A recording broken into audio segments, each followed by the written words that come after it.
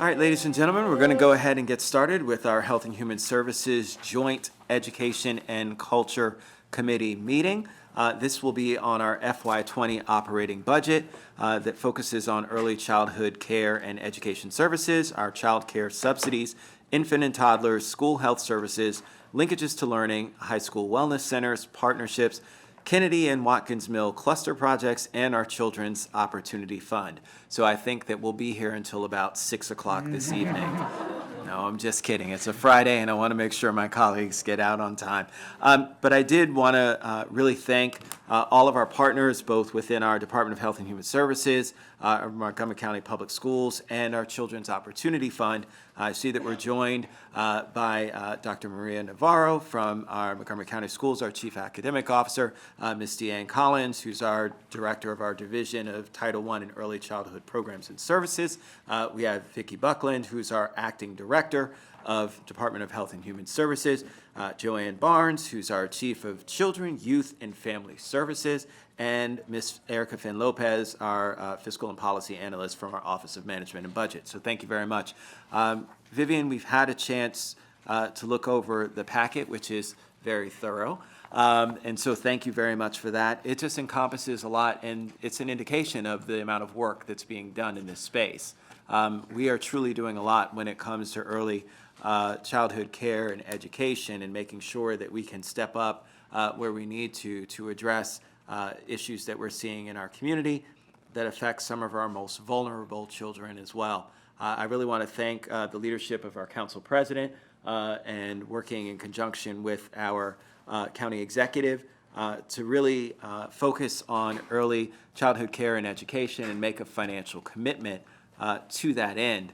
I will say that this work dovetails directly with the priorities of the current commission in which I sit, and so I'm very happy to see that not only are we looking at this from a local perspective, but also from a statewide perspective as well. And so hopefully some of those dollars will continue to flow to us so that we can supplant the great things that we're committing as a locality in terms of our commitment to early childhood education.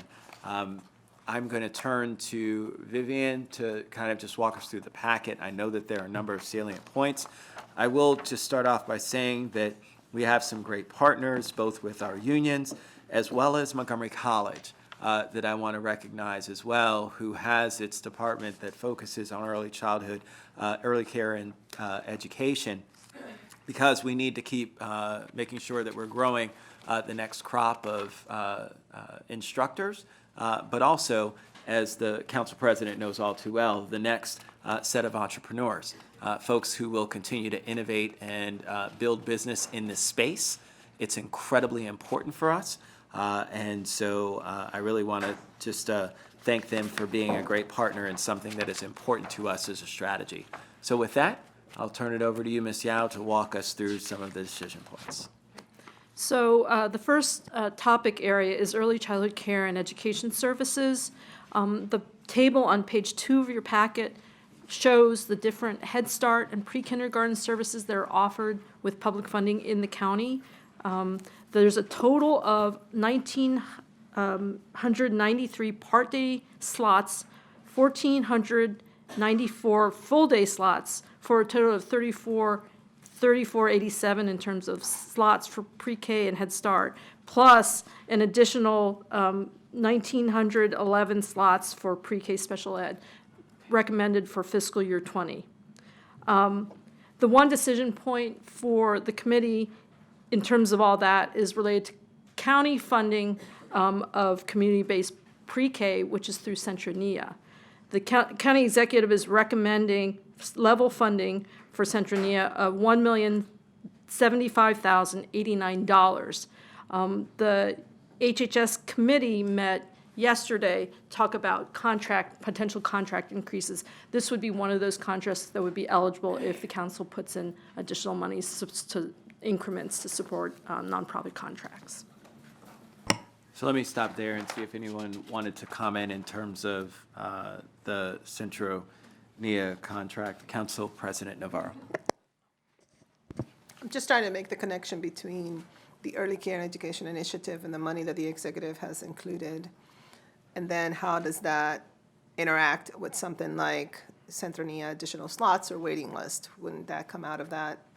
So right now, that's actually the next No, discussion I understand point, that, so that's why but- I'm asking. Oh. I mean, wouldn't, because my assumption is that as we're doing the first year of the Early Care and Education Initiative, that there will be organizations like Centronia that do have either waiting lists or looking to expand.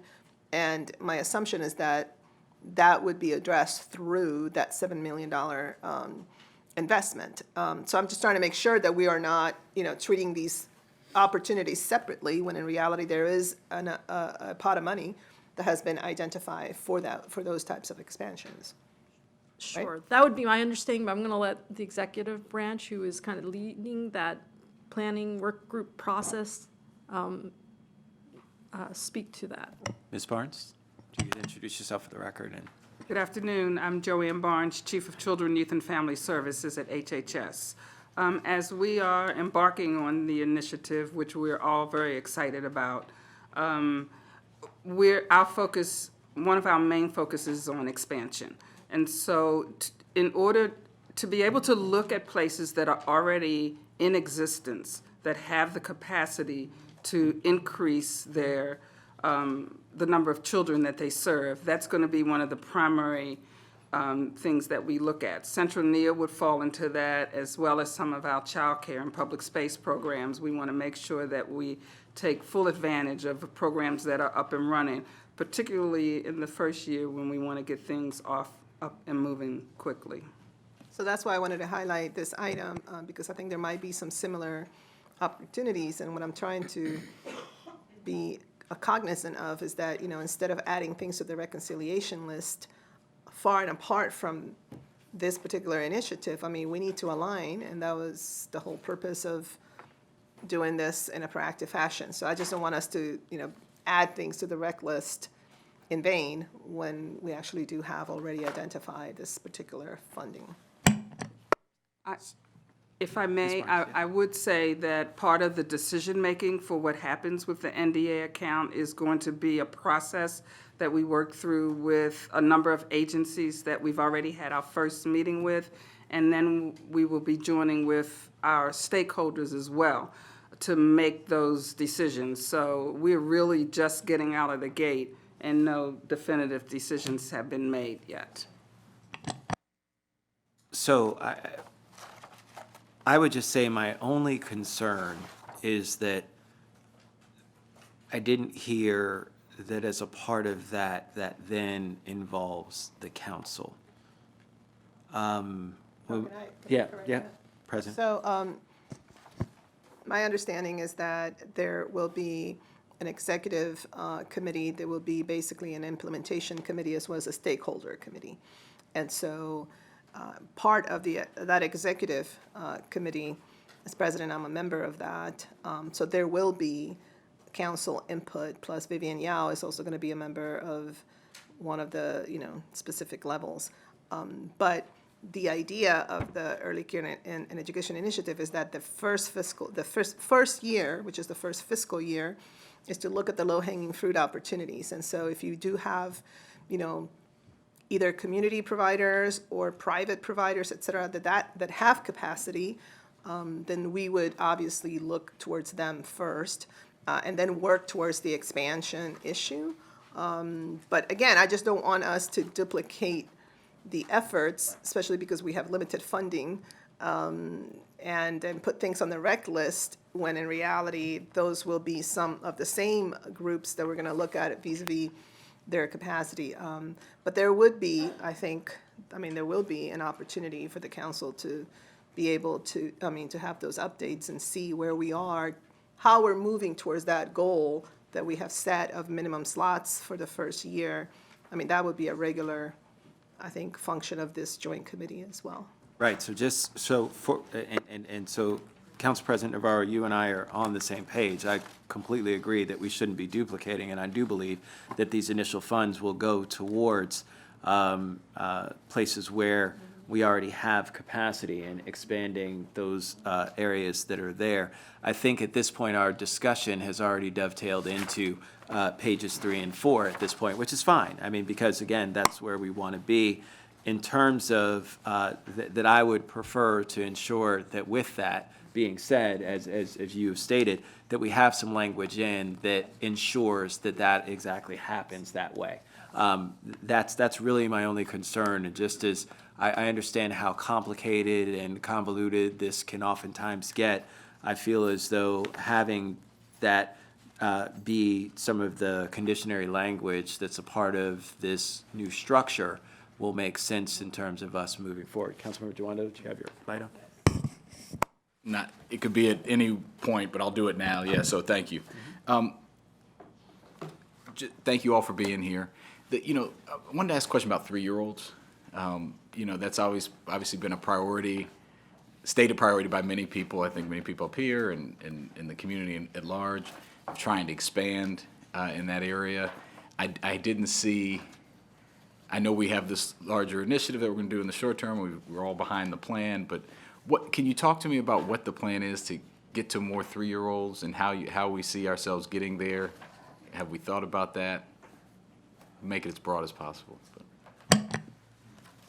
First of all, I'd like to start by saying when we talk about early care and education, we're talking about more than just pre-K. We really are looking at that full continuum from 0 up to 5. So we see the needs of 3-year-olds being met in various ways. One by child care providers, one by pre-K in community settings, and another by pre-K in the public schools. So part of what we'll do as we come together through this initiative is make sure that we've done the best we can do with the resources we have to shore up the services for 3-year-olds. And I get that. Obviously, there's a continuum of care, and not everyone's going to be in the same level. But I'm particularly talking about like the Head Start and the pre-K areas. What thought has gone into at this point of trying to expand those particular 3-year-olds in those particular programs? Good afternoon. I'm Deanne Collins, Director of Title I and Early Childhood Programs. So we do have some 3- and 4-year-old programs in MCPS, and part of what we've been talking with Charlene Mohammed, the program manager, and Community Action around is expansion around 3-year-olds. Part of it logistically is space. If we move in 3-year-olds, we want to make sure we have space for the 4-year-olds that are Head Start eligible as well. There are some options where we have, in particular, looking at the up-county areas, where we might have a 3 and 4-year-old mixed class where we could create just a straight 3-year-old class and have another location nearby, even as we think to expand into like an early childhood center where those 4-year-olds can go. So it's definitely something that we've been talking about how to budget into next year or in the future. Not represented in this budget, though. Right, but it's not in this budget. But it is something that will be a part of the conversation with the early care plan, but also in particular about how we expand Head Start, because one of the things that we just received, Charlene, was we're ready to apply for the next 5 years, right? So we'll be working on revising our existing plan to sort of reflect the current culture of early childhood, because it's an opportunity to sort of study the model that we've had thus far, but look at opportunities, as you said, to look at how we've been doing the 3-year-olds, but where can we expand? So. All right, well, I'm very interested in that, as all of us are, but thank you. That's helpful to know where we're going, so thank you. So I think at this point, we have a council staff recommendation that's at the middle, roughly, of page 4, that basically says that, and encompasses what I think we've all been saying, that because we haven't determined what it is that we need to have these reports, and then expenditures and encumbrances would be noticed to the council, especially when they're over $500,000 or more, and then that we'll have that coming to the council as well as the representatives. And is the structure of the committee, Madam President, is that set somewhere that says who's a part of that committee? So, I mean, I received, and I don't know if all council members have had this proposed structure. I just received this morning. What the administration is proposing is for there to be an executive committee, and that would be basically membership from the leads of different agencies. So the executive, county council president, chief administrative officer, assistant county administrative officer, special assistant to the county executive, Ms. Joanne Barnes, who's the chief of the HHS, Dr. Smith, superintendent of public schools, and Dr. Pollard. And this is just very high level. These are not the folks who are going to be making the specific decisions, but the steering committee, which would be very much responsible for, I hope it's not like some tornado thing, because I know, I saw the watch, and I'm just like, are there any? You're not in a good room for that. I know. Okay, maybe wrong number. The steering committee would be Assistant CAO, Ms. Sturgis, Ms. Bibi Otero, Ms. Joanne Barnes, Monica Ortiz, Barbara Andrews, Jennifer Anais, as well as Vivian Yao. And then for the interagency work group, then you have, for example, Community Use of Public Facilities, Department of General Services, Health and Human Services, Permitting Services, Rec, Park and Planning, Montgomery College, Public Libraries, Public Schools. And the reason why that's important is because all of this is really predicated on the coordination and the collaboration with all these different agencies to identify where there may be barriers and where there are opportunities. So I think that's really, really super important. And then there's a very large list of stakeholders, which really covers everything from the associations of child care providers, and then boards, committees, and commissions, business community, Children Opportunity Fund, Collaboration Council, faith-based organizations, Head Start, local interagency coordinating committee representative, Montgomery Moving Forward, nonprofits, SEIU, and of course, this is not an exhaustive list.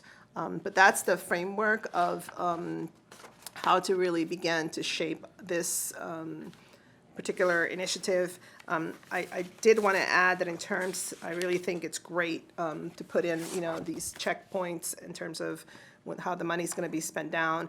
But I also would like for us to start thinking about how do we structure the fund, just similarly to how we have a public election campaign fund. I think that I would like to see us do something similar with this fund so that there's no risk of, money flying to different places. I know it's in an NDA right now, but I would like, before our final budget decision, if there was a way to see if we can structure it or put something in the resolution that I think, isolates it a little bit more, protects it, if you will. So if we could follow up with that, that'd be great. That, and that certainly is something that I would completely agree with.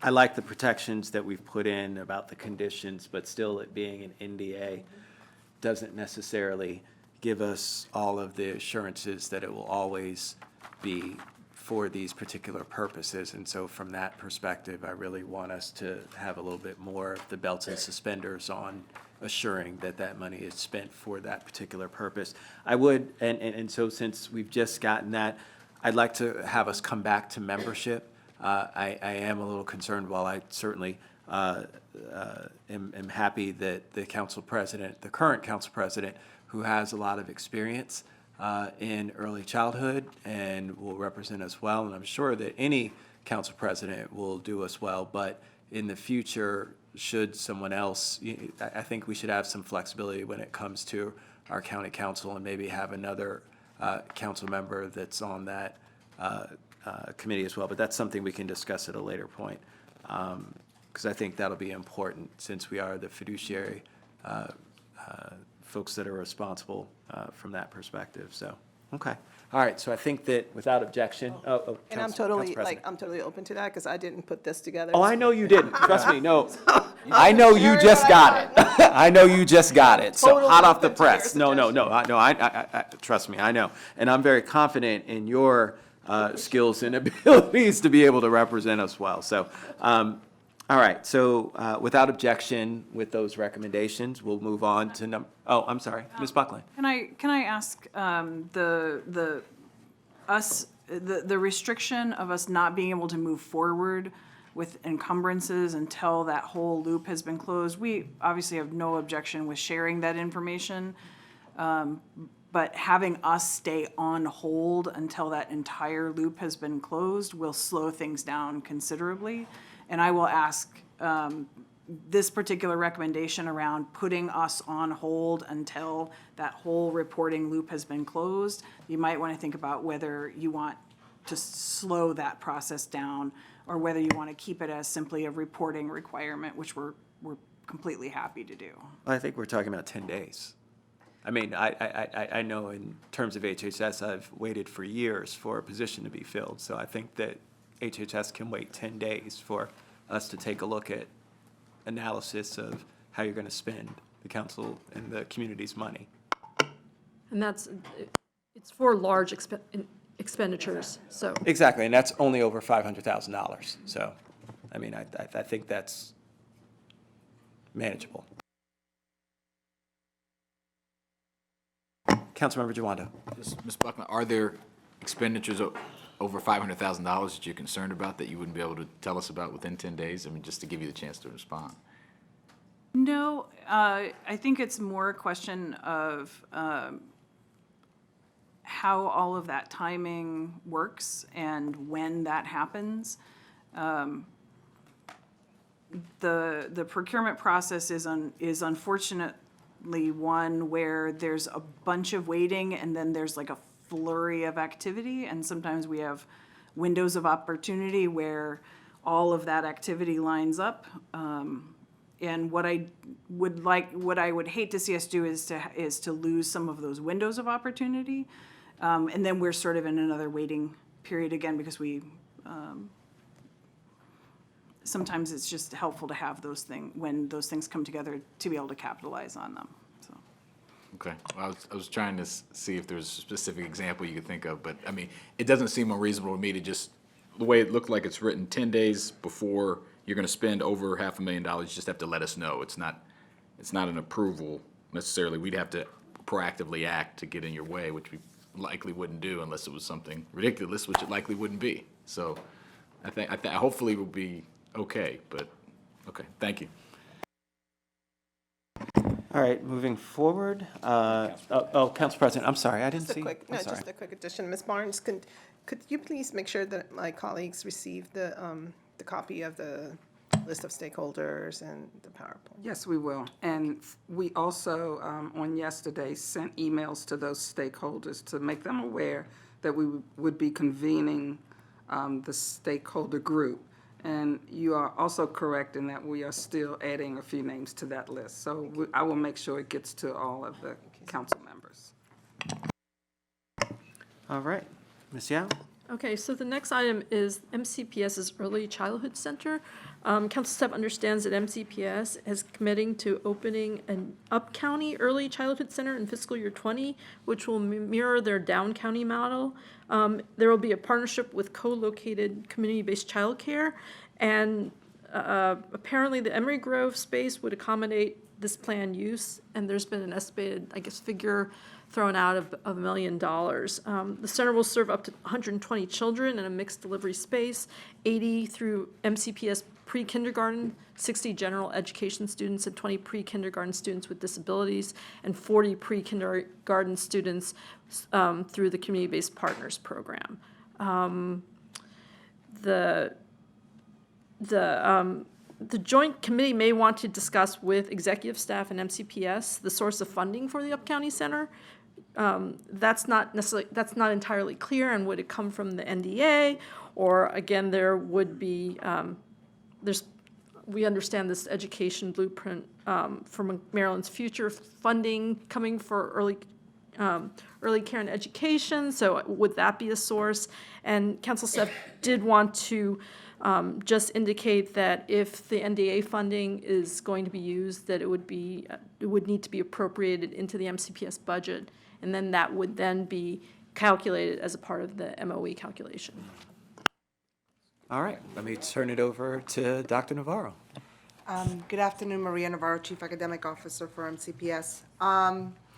So it is currently in the operations budget, $1 million to support, similar to how we did McDonald Knowles last time, to do this up-county center.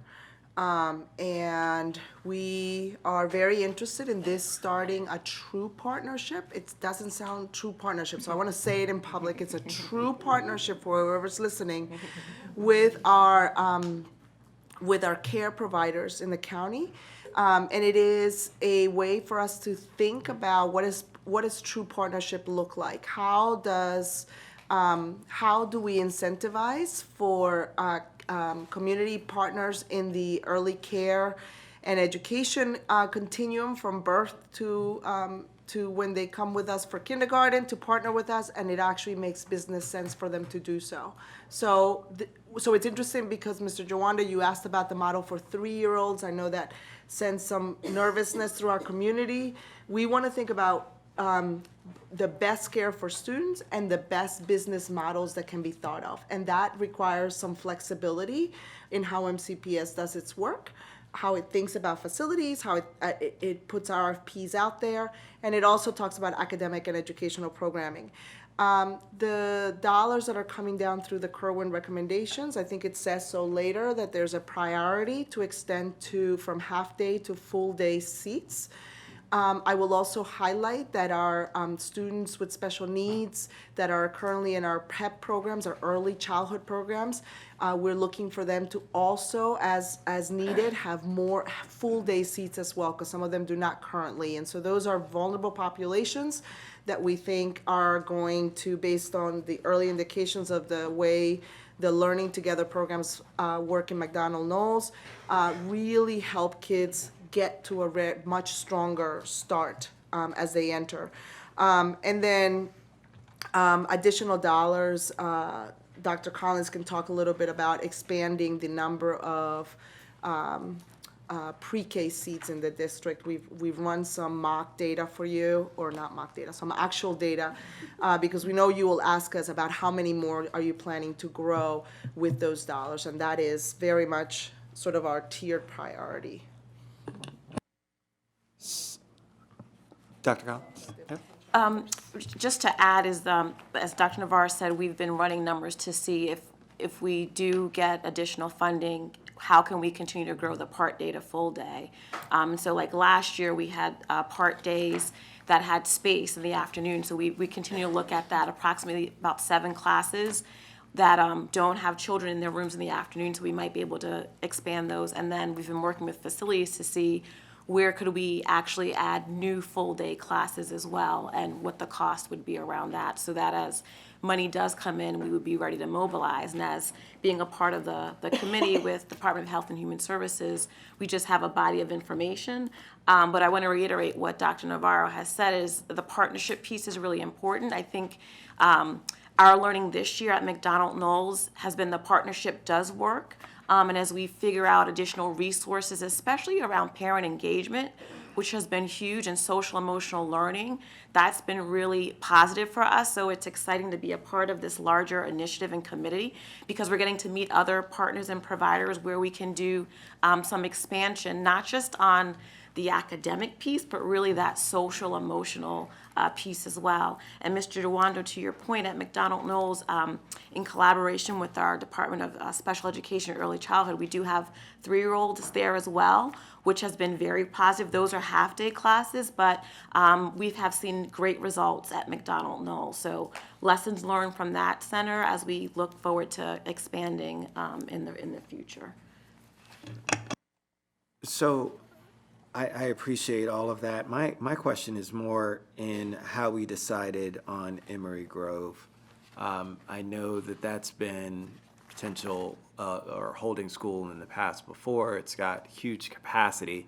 And so if we're really looking at 120 children total, is that the best use of this large facility? And is there something better suited? So strategically, walk me through this. And if in the future we're going to move, do we need to, should we start it there, or should we start it somewhere where we ultimately feel is going to be best for where the program will be stable? So we talked a lot about this because we wanted, the superintendent asked us to do a mirror image up county and of this kind of partnership. We looked at several potential sites for buildings, some buildings having, we were having a lot of difficulty because our estimations on numbers and growth of schools, to be in a school would mean that eventually we might get bumped out of a school. The holding center is going to be having some of, as we renovate schools, have a school come in, so we couldn't fully expand. But when we issued the request for proposals, the RFP, we did say that we're thinking in 2 years to move to a site where, and we're looking at a couple viable options that that would be a stable, viable option long-term. And the way we think about that is either partnering with an elementary school that, you know, either is built or will have space as a result.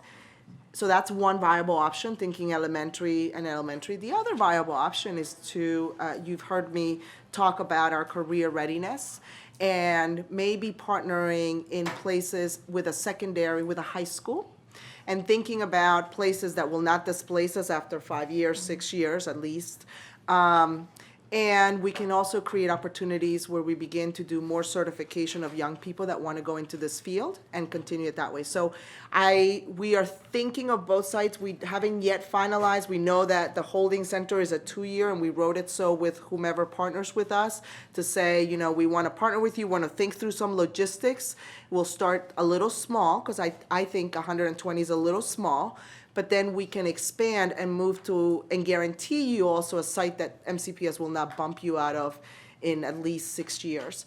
And so we are wrestling with, is it an elementary site and there's pros and cons to that? Or is it a secondary site to begin to funnel some of our youth that actually want to work in that area and go deeper and work in there? And so we should be able to, maybe a little bit into summer as we finish all the projections, finalize those 2 settings. But those are what our final contenders are looking like. So if I'm to follow you, then this is a short-term placement for these 120 kids that may end up at a different place that frees up than Emory Grove to be able to be moved. Is that? Emory Grove will need to, we will need Emory Grove as we That's what I renovate other assumed, buildings. yes. Yes, we will, and we Right. will continuously, and I think we will have a school actually come in even before we leave the 2-year mark in that building, because we're renovating, absolutely. That would be my thought. And we don't have a middle school as a holding school as well. So when it comes to Neelsville, that's slated to be redone, we're looking at all these puts and takes, and I know you are too. It's just, so my only concern is that, again, as we talk about childcare and we talk about stability of families and transportation and all the other challenges, do we want to set folks down a road of this is where I go and then uproot them and say, no, now you're going to be going to here? Those kinds of things are challenges. And so it's just one where I'm concerned. Trust me, I get and understand how difficult it is with the space you have and the space that works right, all of that kind of stuff. So it's not a criticism at all. Let me be very clear. It's just how we walk through making sure that we can try and avoid some of those pitfalls, as many of those pitfalls as possible, and that's a big one for us when it comes to transportation. So are there other options that are on the table that are actually there that provide stability? And if we do this today, are we locked into Emory Grove is my other question. So we think right now, if you look at us for a 10-year plan, we think starting at Emory Grove makes the most sense, because we will start with just a couple of classrooms with a partner. I think what we've also talked about is being very, helping in the engagement of the parents that will utilize the MCPS or the partner services to understand and to be able to show them the full plan of where we're gonna be long-term. And we spent quite a bit of time. It was one of the big dilemmas that we talked about, but if we think about finding a permanent home in a 8 to 10 year mark and not have facilities, my friends at facilities kind of trying to bump us out, this is the way we have to start, and then we are looking about expanding a lot more too, so. Okay, all right. No, and that's fair, I mean, it is a smaller cohort, so it's not as intrusive because it's not a huge contingent that we have to find another significant space for. So from that perspective, I certainly understand where you guys are coming from. Do my colleagues have any questions or comments about this? All right, so when it comes to maintenance of effort, again, this is a part of your operating dollars. And so would then therefore be a part of MOE moving forward. Okay. All right. So without objections from my colleagues, we will continue on to item 3. The next item has been referred to, referenced, but it's the Education Blueprint for Maryland's Future. This General Assembly passed this legislation, which begins to implement the policy goals that are outlined in the interim report of the Kerwin Commission.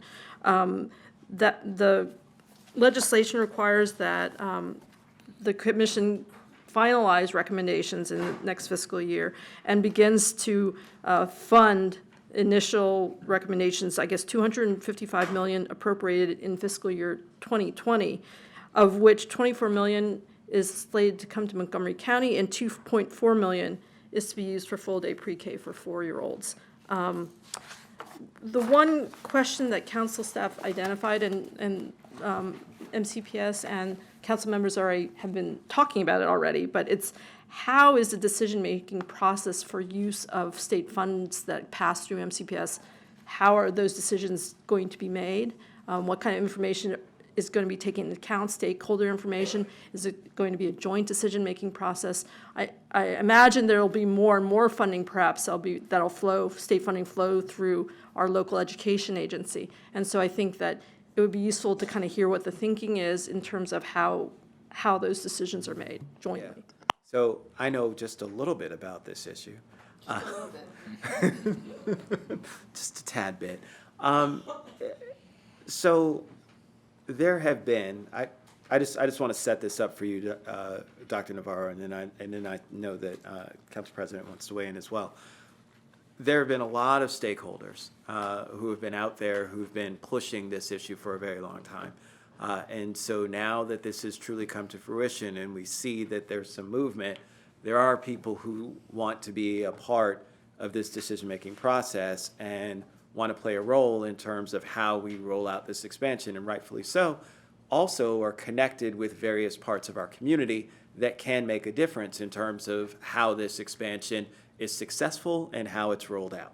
So I completely understand our Montgomery Moving Forward partners, and of course the Early Childhood Coordinating Council, who I've met with multiple times, and then we have this new initiative work group as well. So from that perspective, as one of the leaders in terms of this rollout, we have said that our private providers will be partners with us on this, and we can't do it without them, and that certainly is the case. However, as individualized slots go, that's where I think individual private providers will be able to give us the meat. But when it comes to actual placement and places, I don't see another, multitude of 15 early childhood education companies, entities opening up tomorrow. So folks will still look to MCPS as our main driver. So what say you in terms of this continuum of folks who are all trying to leverage to say what goes on with our early childhood education? So the first thing, I will reiterate the superintendent's message that he's always looking for a mixed delivery model, and he very much supported that in the language of the Kerwin Commission. The other piece is that we are very interested and eager to work in the structure that Council President talked about within the structures of the coordination, the collaboration of MCPS, HHS, Montgomery College. And then because within that structure, it brings in lots of the community partners that are around this topic, and it organizes us all to have voice and actions in buckets of this work. And I think that's important as well.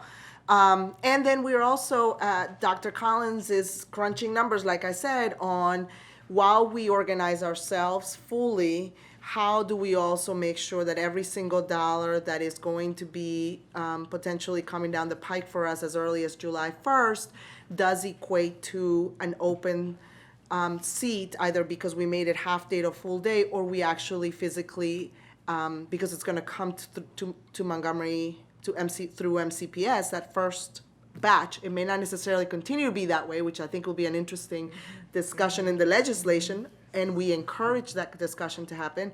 But as first batch comes through MCPS, looking at not just going from half days to full days, but potentially also adding in how many can we add classrooms to take advantage of that first set of funding. And so those are the ways we're thinking about this work. I will say I do very much welcome the structure components to get us through fields that have subsequent numbers as targets and goals. Because it just makes it much more meaningful for us to think about it, and that we think about partners in the work that are quasi-governmental agencies that can help and say, HHS and MCPS, get out of your bureaucratic ways and think about doing it a little bit differently. And so we do welcome thoughtful partners to help us and push us into different models that we can do. But Dr. Collins does have some concrete numbers that say we can go from X number of half days to full days for that first batch of money, and we can add, 8 additional classrooms of full day, and that will cover costs. But really, we're thinking long term to be strategic when funding begins to really roll down and come to the county.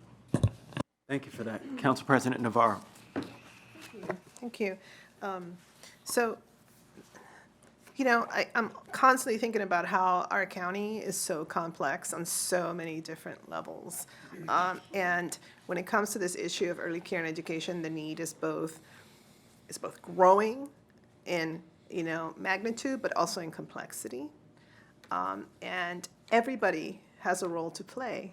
The mixed delivery system literally is because everybody has a role to play, because MCPS doesn't have the capacity, private providers don't have the capacity, community providers don't have the capacity, the government doesn't have the capacity. If we are really to make a difference, it is so important to really, for all of us to embrace this framework that has just been proposed and this initiative, because that's what's going to give us the discipline to really, truly make a difference and achieve the outcomes.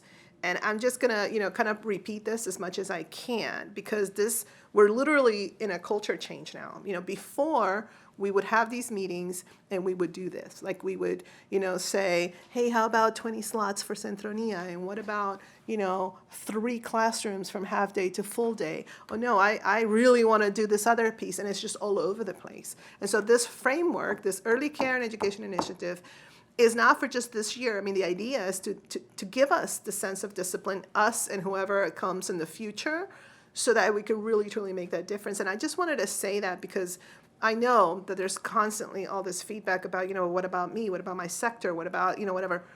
Listen, folks, we need everybody. I mean, there should not be anyone thinking that somehow I'm going to be either put out of business or that I'm not going to be included, et cetera, because there is no way that we're going to achieve anything. So I just really wanted to, again, say that, because anything that we talk about regarding this space, let's have the discipline to follow the framework. And I am convinced that we are going to see some really important, impact and outcomes, as long as we follow, the framework and the discipline. And I appreciate so much MCPS as well as Chairman Rice in terms of the work with the state, because we're going to have to also be advocates for Montgomery County as the money starts to come down, to make sure that it fits our needs. So the good news is that, again, since we have a framework, at least there's a template that we can say, hey, no, could we please give us some flexibility for this and that and the other, versus, again, being in the old system of just, responding to fires and things like that. So again, you will get sick of me repeating those remarks, at least for about 6 months, and then I think we should all be okay. Well, no, let me just say that I couldn't agree with you more. And one of the challenges and one of the things that I think that we're preparing ourselves ahead of the game for is that by creating this, we are preparing ourselves for what is to come. It's a recommendation that I made at MACO to all of my 24 jurisdictions to say, you need to start preparing a structure for this now so that when this money flows, you're not working behind the eight ball and aren't ready to receive and activate the additional funds that will flow as a result of Kerwin. I've always told people that of all our recommendations, the reality is that there is one that stands at the top. While I think that there should actually be two at the top, there's one that stands at the top, and that is pre-K. The two that I think that stand at the top, and one of the things that we don't talk a lot about, is that the pay for our teachers, but also the pay for our teachers, especially in the early care and education piece, is woefully below what it should be. And that's something that we acknowledge in the Kerwin Commission recommendations, and something that a lot of us have continued to say on the Kerwin Commission. And so from that perspective, we're going to have to make sure that we're preparing ourselves for that as well. That means working in conjunction with our partners across the street when it comes to the budgetary implications as a result. Because adding these additional slots is going to mean additional resources, and oh, by the way, those additional people are going to require additional money, well beyond what we used to pay our early childhood care and educators, and that's important. And so, things to consider as we talk about how we're going to prepare ourselves for next year. It's not just about the space, it's about the people as well. And so, we need to be very cognizant of that. But I think that, again, Council President, the early care and education, we got to come up with an acronym for that. ECEIWEQ or? I don't know. We're going to have to come up with easy. It's easy. Something, but this work group, I think, is the right model for us, because it does then incorporate everybody in as a member to be able to give feedback and their thoughts as to how we want to best leverage the funding. So I think that we've kind of solidified on that, Vivian, at this point. So we can move ahead to early childhood service. Oh, I'm sorry, is anybody else? No, okay. Go ahead. So, moving on to early childhood services in the Department of Health and Human Services, the executive is recommending $4,338,408 and 13.5 FTEs, which is an increase of $202,946 from the fiscal year 19 budget. All increases for this program are reflected as multi-program adjustments. This program includes funding for the Child Care Expansion and Quality Enhancement Initiative, and that funding, again, for fiscal year 20 is listed on the table on page 7 of your packet, as well as the budget for the Montgomery County Child Care Resource and Referral Center, and that budget is listed on the table at the top of page 8 of your packet. Council staff recommends approval of the. Give me 1 second. Oh, yeah. Council President Navarro? Yeah, I think perhaps after budget, I would really like to have a session where we go through this chart, because in light of, obviously, this, comprehensive initiative, I think it's going to be important for us to understand the role that each of these positions play vis-a-vis the initiative. Obviously, the goal was to rethink some of these positions, some of the charges, some of the, different things that they're going to be executing, and so I think it is important to take a new look, a fresh look, to make sure that it is strategic and that we are really leveraging what we have in place. I think that for a while, it's just my personal opinion, there wasn't a lot of real guidance or specific directive in terms of what we needed to do in a comprehensive fashion in the county vis-a-vis early care and education, but now we do have that impetus, and I think therefore it's time to rethink and understand how these positions are being utilized. Thank you.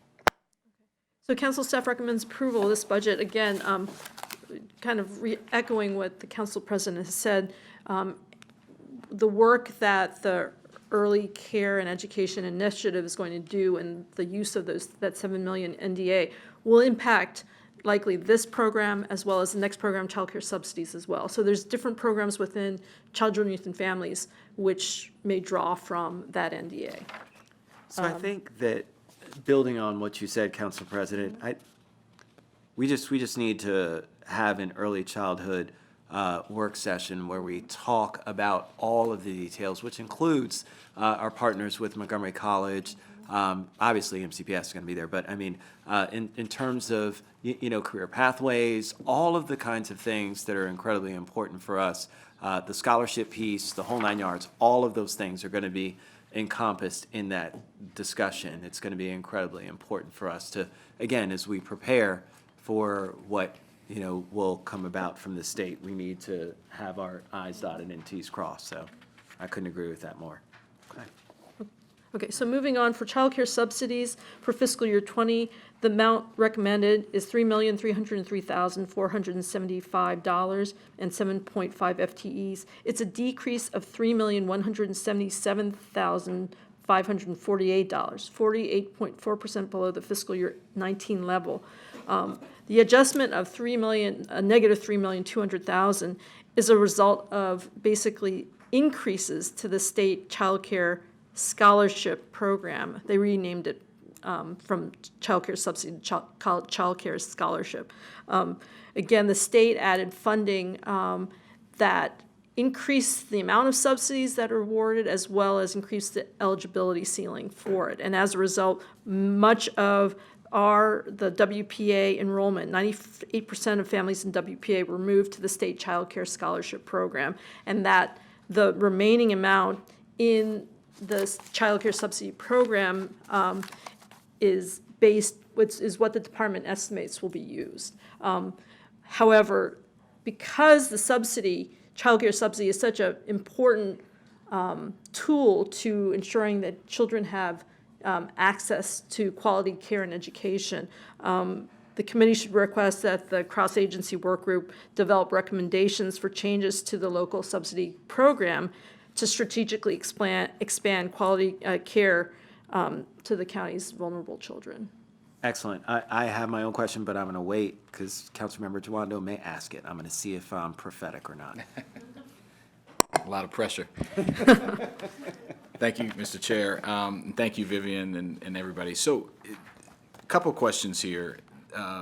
We all know just how expensive childcare is, and that's the impetus for these programs. And, I don't have to cite for you all that, many families are paying more on childcare than they are on rent or housing.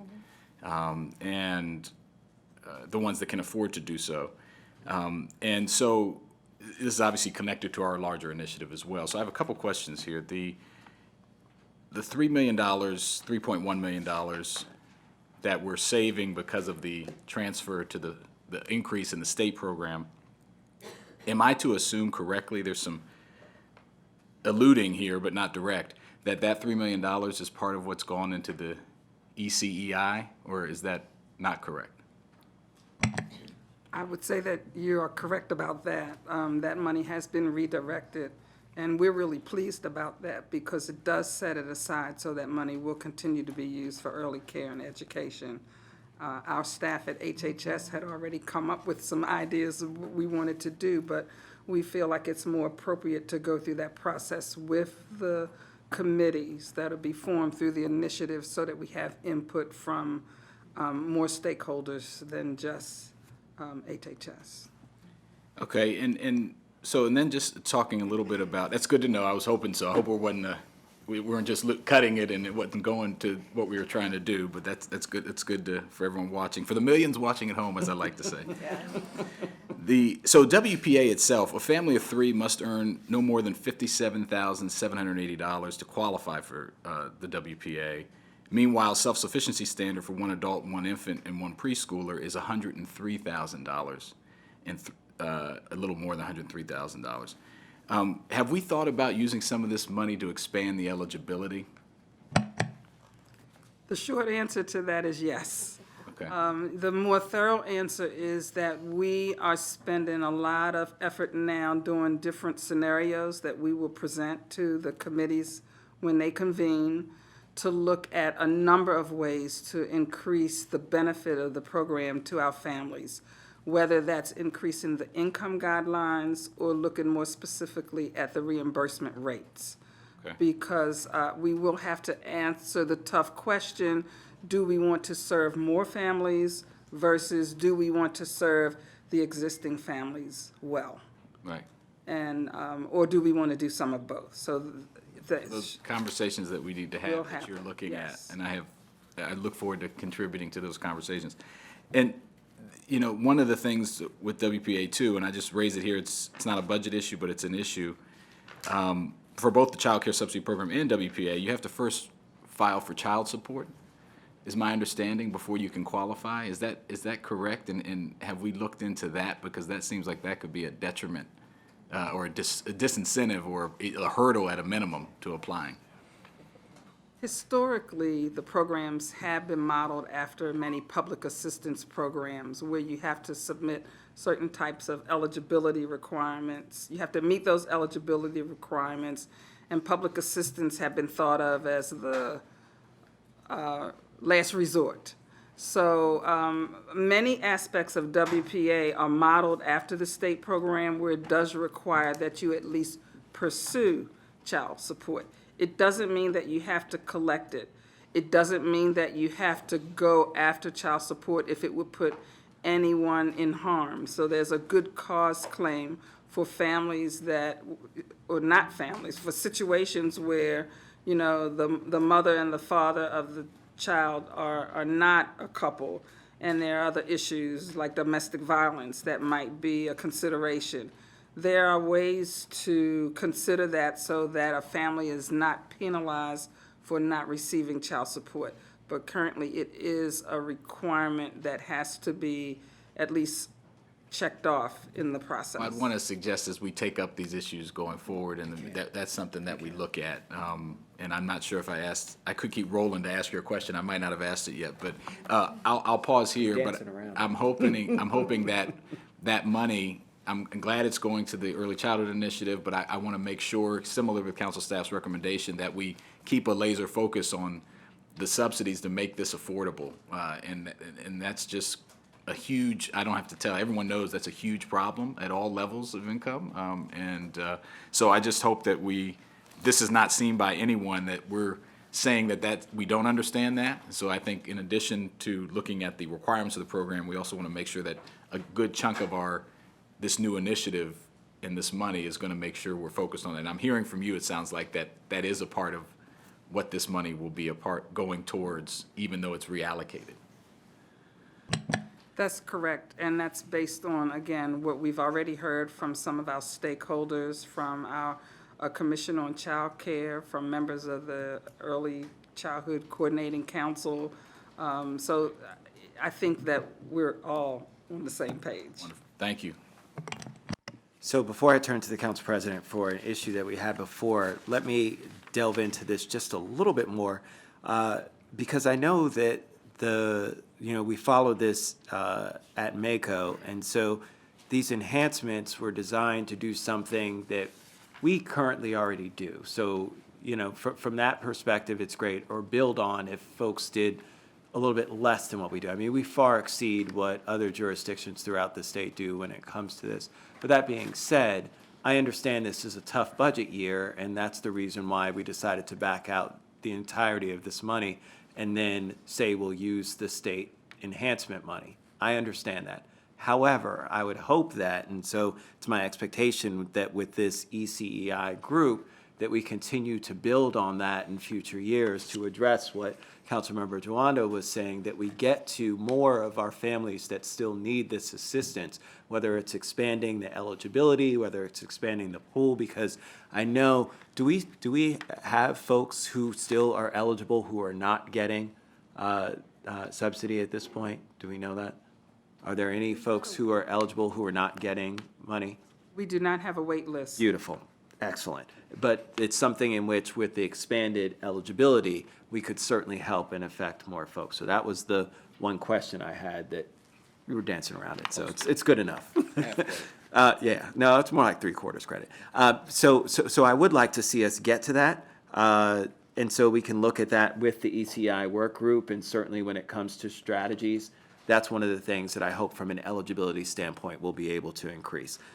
So I think that without objection, we'll approve the executive's recommendations, and we will continue to monitor throughout the year to ensure that we're doing what we need to in terms of meeting the need and don't have any kind of wait lists that develop as a result. Let me turn to Council President Navarro to go back to a previous point we missed.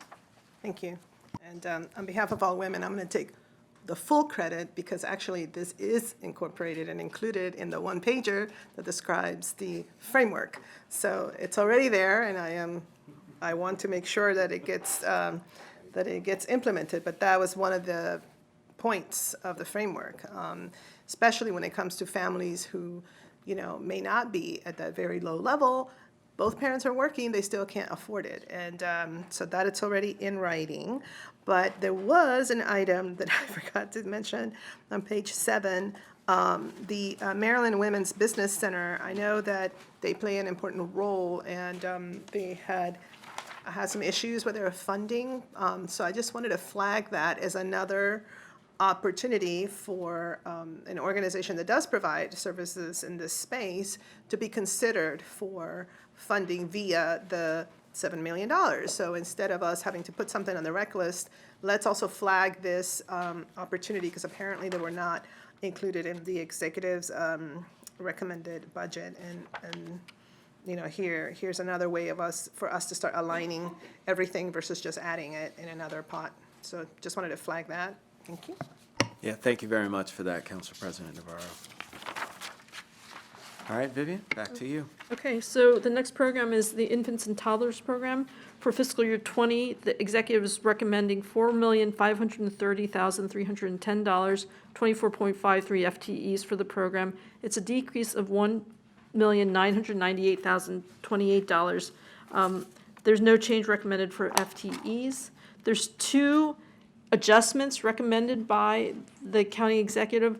One is a decrease $1,999,796 to realign the Infants and Toddlers Consolidated Local Implementation Grant Funds. And then there's multi-program adjustments. Executive staff says that there will not be an impact to the number of children and families served, and that the adjustment is required from county finance to reflect actual revenue collected over the past 3 years, as opposed to, I believe there's like carryover that they were assuming that they were going to have, but then those carryover dollars didn't actualize in terms of, and those amounts were spent. Anyway, the committee should confirm whether there'll be any changes in the level or type of services provided because of this reduction. Ms. Barnes or Ms. Buckley? At this point, we have made what we are proposing to be adjustments to our FY20 programming to match what we expect to receive from the state. We don't believe that there will be any direct impact, and our plan is that we've made those reductions in a way that there won't be any direct impact on the children that are served. So you're saying that you're hoping, it sounds to me it's not as much of a strong statement as what Vivian just stated. So, and again, I want to be respectful, but it sounds as though you're hoping that the number of children and families served and the services that they're going to be provided will stay the same, but you're not committing to that or 100% sure of that? So the adjustments that we've made have been on a couple of different fronts. The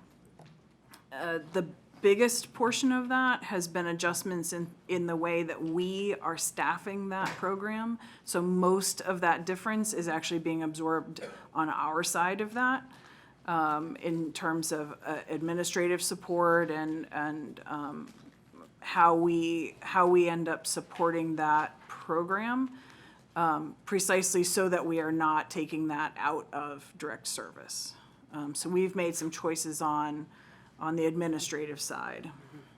If I could add to that, because our colleagues are here from MCPS, we have notified them of a $100,000 reduction that we're proposing for FY20. We have a contract that we're reducing I believe, $20,000 from a contract that hadn't historically spent the full amount of that contract. And the rest of the reduction is coming from HHS. All right, guys, we're going to have to take a moment to delay our meeting. We ask everybody to report downstairs following the evacuation procedures, as I think we have a tornado warning.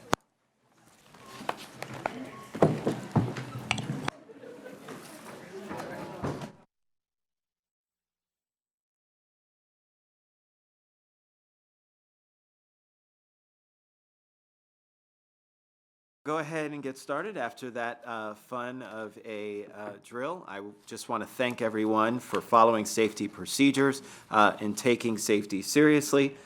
We've only had one other time that I can remember in the 12 years that I've been here that we actually had to evacuate or do something like that when we actually had a fire on our roof and had our fire department report. So these are rare occurrences, so count yourself special. With that being said, we'll head back to, I think we're on page 11, and talking about our infants and toddlers and about the realignment. Ms. Buckland, I know that you were talking to us about what you saw as ensuring that we have the same level of services and still serving the same number of families. Right, so, I mean, one thing to point out, it is a mandated service, so we actually can't reduce the number of children that we serve. So our only option is to reduce it on the administrative side. So, you know, for example, the Medicaid dollars that comes in because we actually bill Medicaid. We have people who are dedicated to processing those claims. We've moved to relying some more on some of the other resources in the department that do that to help support that grant, rather than having those be grant-supported positions, looking at some other places and things like that. So we actually really can't do it on the service side, so our only option is for looking for things like that. And so I want to thank you for looking at ways in which internally you could absorb any of the reductions. I know that your staff works tirelessly and oftentimes is challenged with asking to do more with less. And so I really just want to say that I think we should still just be very careful and cognizant and watching to make sure that those levels aren't ones in which are challenges for you and your staff, but appreciate you being a partner with us and working through some of these things to figure out ways to still deliver the services necessary while recognizing the importance of our budget and fiduciary responsibilities. Let me turn to Councilmember Jawando. Thank you, Mr. Chair. And just so I'm clear, the $2 million reduction was related to the Medicaid assistance. Could you explain, I think to me maybe, and to the average person, how that, thank you, Mr. Rice. So, just how that worked out, and are there requirements in the eligibility? I know you're serving the same amount. Are there any things that change within it? If not, great. I just want to be clear on it. I'll take a stab at it, and then Joanne, you can Okay. jump in if I do that badly. The dollars that we bill to Medicaid in this program are intended to be used for this program. Those are not dollars that revert to the general fund. They are always dedicated for this particular purpose. Over the years, the amount that we've collected from Medicaid has shifted over time. Sometimes, there are ebbs and flows to that. And monies that are not spent in a given year roll over to the next fiscal year. That's typically, that reconciliation is typically something that's done each year. We, as it turns out, went through a period of time where that reconciliation, and there are a number of departments in the county who get involved in that process. There were a couple of years where that full reconciliation was not done at the end of the year, and it turned out that the Medicaid revenues that had been rolling over from year to year And we had made assumptions about how much that was. Some of those assumptions proved to be more optimistic than what it turned out to be once the full reconciliation actually happened. So we essentially have gotten caught up on some things that should have been done each year. So this is part of our follow-up, is to make sure that those in fact happen every year. We have a full accounting, so we know exactly where we're starting and all the rest of that. This year, though, we're caught in the catch-up. Okay. And that's what So you see. we won't expect to see these types of discrepancies going forward. This is Correct. a one-time Oh, yeah. catch-up. Okay, thank you. All right. So we'll, without objection, we'll approve the multi-program adjustments for infants and toddlers. All right, Vivian? So the next program area is school health services. That's in public health services. The budget proposed is $30,420,761, 275.47 FTEs for the program. It's an increase of $1,782,894 and 5.58 FTEs compared to the fiscal year 19 level. There's 3 CE recommended adjustments. One is funding for school health room staff for new facilities of $456,287. This is funding to support mandated health services at the new Clarksburg Elementary School and for programming that actually began in fiscal year 19 that wasn't funded for that year. So the school health services attached to the Early Childhood Center, the 2 locations for the Blair Ewing School, and full-year programming at Arcola and Roscoe Nix Elementary Schools. So council staff recommends approval. The next item is for implementing the Atticus grant. It provides vision and hearing screening for children. This recommended funding is for students in grades 1 and 8 and new kindergartners. Council staff understands that not only are there more students required to be screened, but that the workload and additional requirements in meeting the screening requirements is, again, it creates additional workload for staff. And the final adjustment is for multi-program adjustments, $1,255,268. Okay, let me just say that my daughter, who's in 8th grade, actually got screened and identified some vision issues that she continued to have. She did have glasses, but this screening is incredibly important. And so I really want to applaud the Atticus Act itself and just highlight the importance of this. Both hearing and vision screening affects student performance. All of our teachers and support staff know all too well that they continue to run into issues like this that affect them significantly. And so having this kind of support is incredibly important. I don't see any lights on, so without objection, move forward. So the one item that council staff wants to bring to the Joint Committee's attention is related to school health nurse staffing. Now, the Joint Committee has previously been briefed on the inadequate levels of school health nurse staffing previously. The council put on funding on the reconciliation list in fiscal year 18, but it didn't make it off the reconciliation list, unfortunately.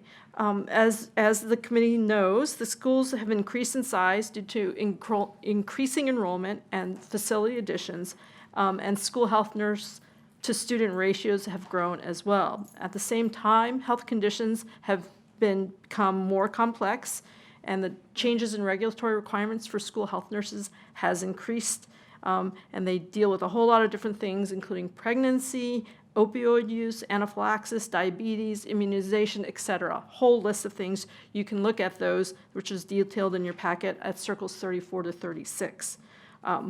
There has not been a corresponding adjustment to the number of schools that school health nurses are assigned to.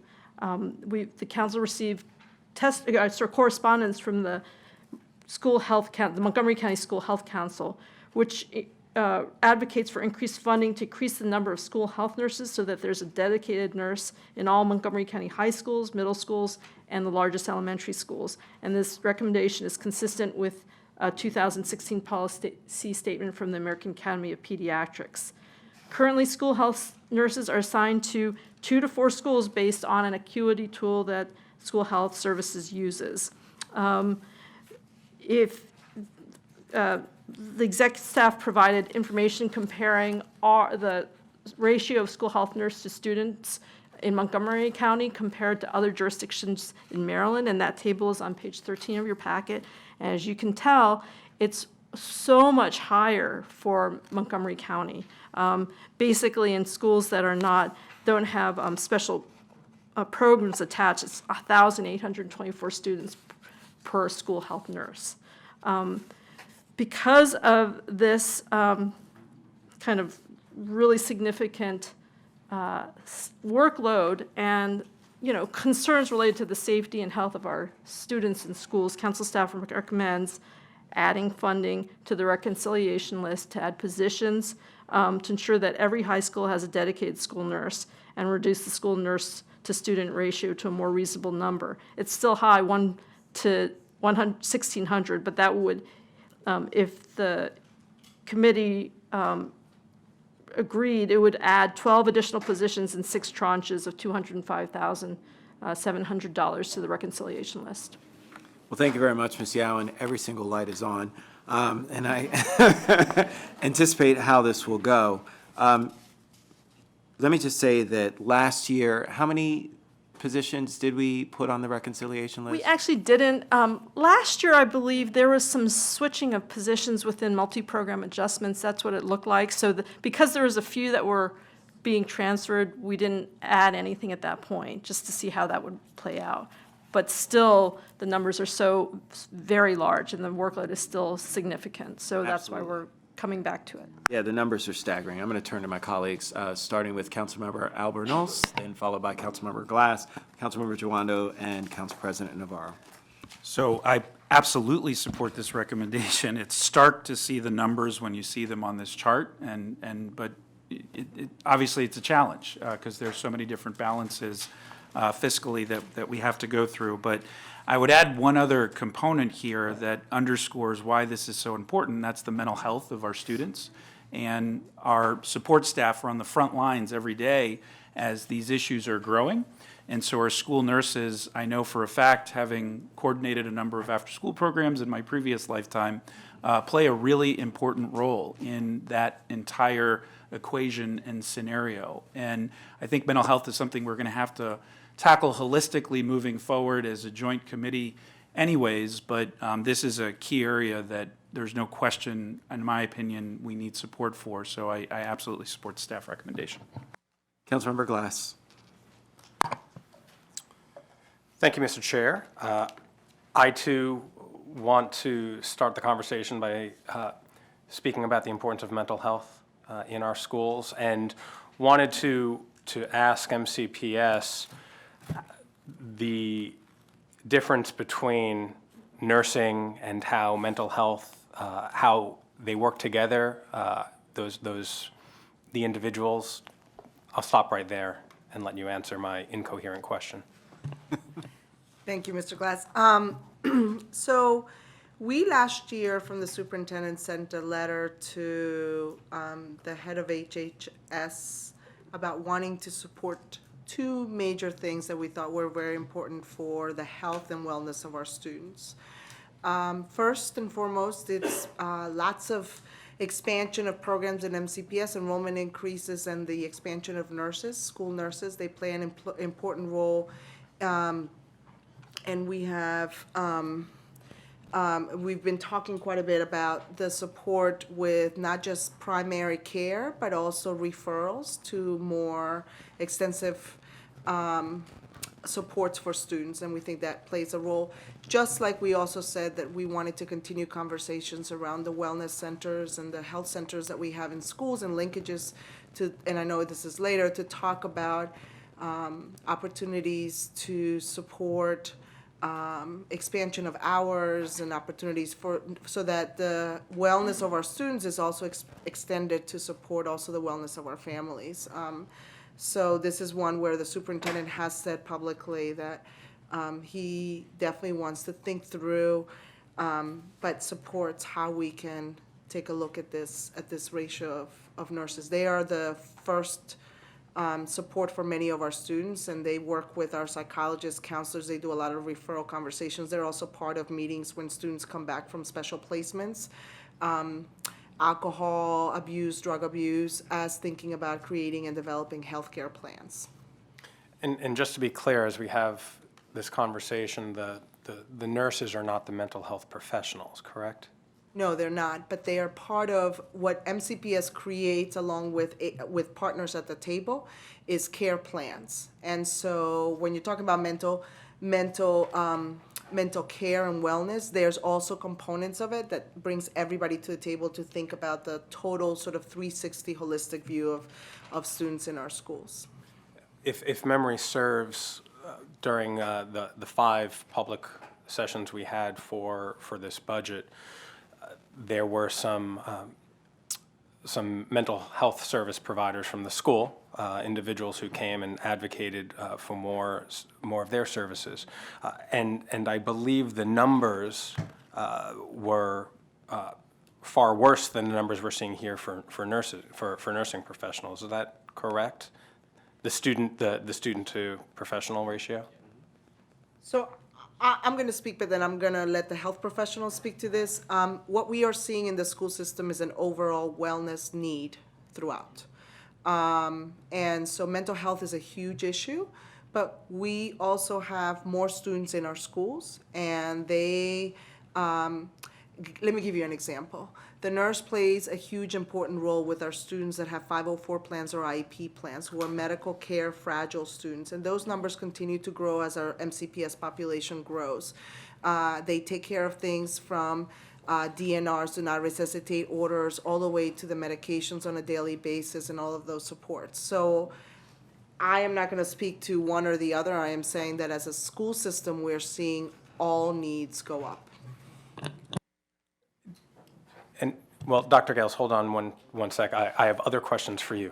But let me ask the chair or staff, is there anything in this packet, or was it another hearing that I wasn't participating in where mental health is being brought up? That's in our education. In the Okay, so it is education to and be culture had. budget. You will have, okay. Very good. Dr. Gales, okay. Let me ask you, yesterday we actually had a really good conversation about healthcare needs within the HHS community, within the HHS committee itself, but now as it relates to schools, we talked about the heat map, where STIs were prevalent in certain clusters throughout the county. Last year, last fall, I believe, our predecessor, Councilmember Leventhal, worked with the school system and former school board member to have condoms distributed throughout the schools. And I wanted to see how that is going, get an update on that as it relates to healthcare in our schools. Well, if you'll grant me the privilege, I wanted to also add to what Dr. Navarro mentioned in terms of... Dr. Gales, can you just introduce yourself? Sure, sorry about that. Please. Travis Gales, Health Officer, Chief of Public Health Services for Montgomery County. To emphasize the growing complexity of healthcare needs that children are presenting with. It underscores the importance of the school health center, because this is often the first line where students seek and are screened for additional services. And mental health is certainly needed, further support for that. But we also see a rise in the complexity of diagnoses that kids are presenting to schools across the age spectrum, from our growing number of type 1 diabetics who require significant follow-up and care for their insulin administration. And what's interesting is technology has advanced to the point where many of them do present to the schools with pumps now. They don't have to go through and do the old-fashioned draw up the insulin and administer, but those are complex pumps, and they require frequent monitoring to ensure that they are delivering the appropriate dose and that the student's blood sugar level is appropriately managed. We also have, increasing regulations from the state in terms of vision and hearing screening. We have an increasing number of students who have sickle cell, both disease and trait, which also require management of their potential symptoms and treatment plans. So mental health is one of many growing health issues, and even to that point, frequently in young people, mental health concerns are first identified through a somatic concern.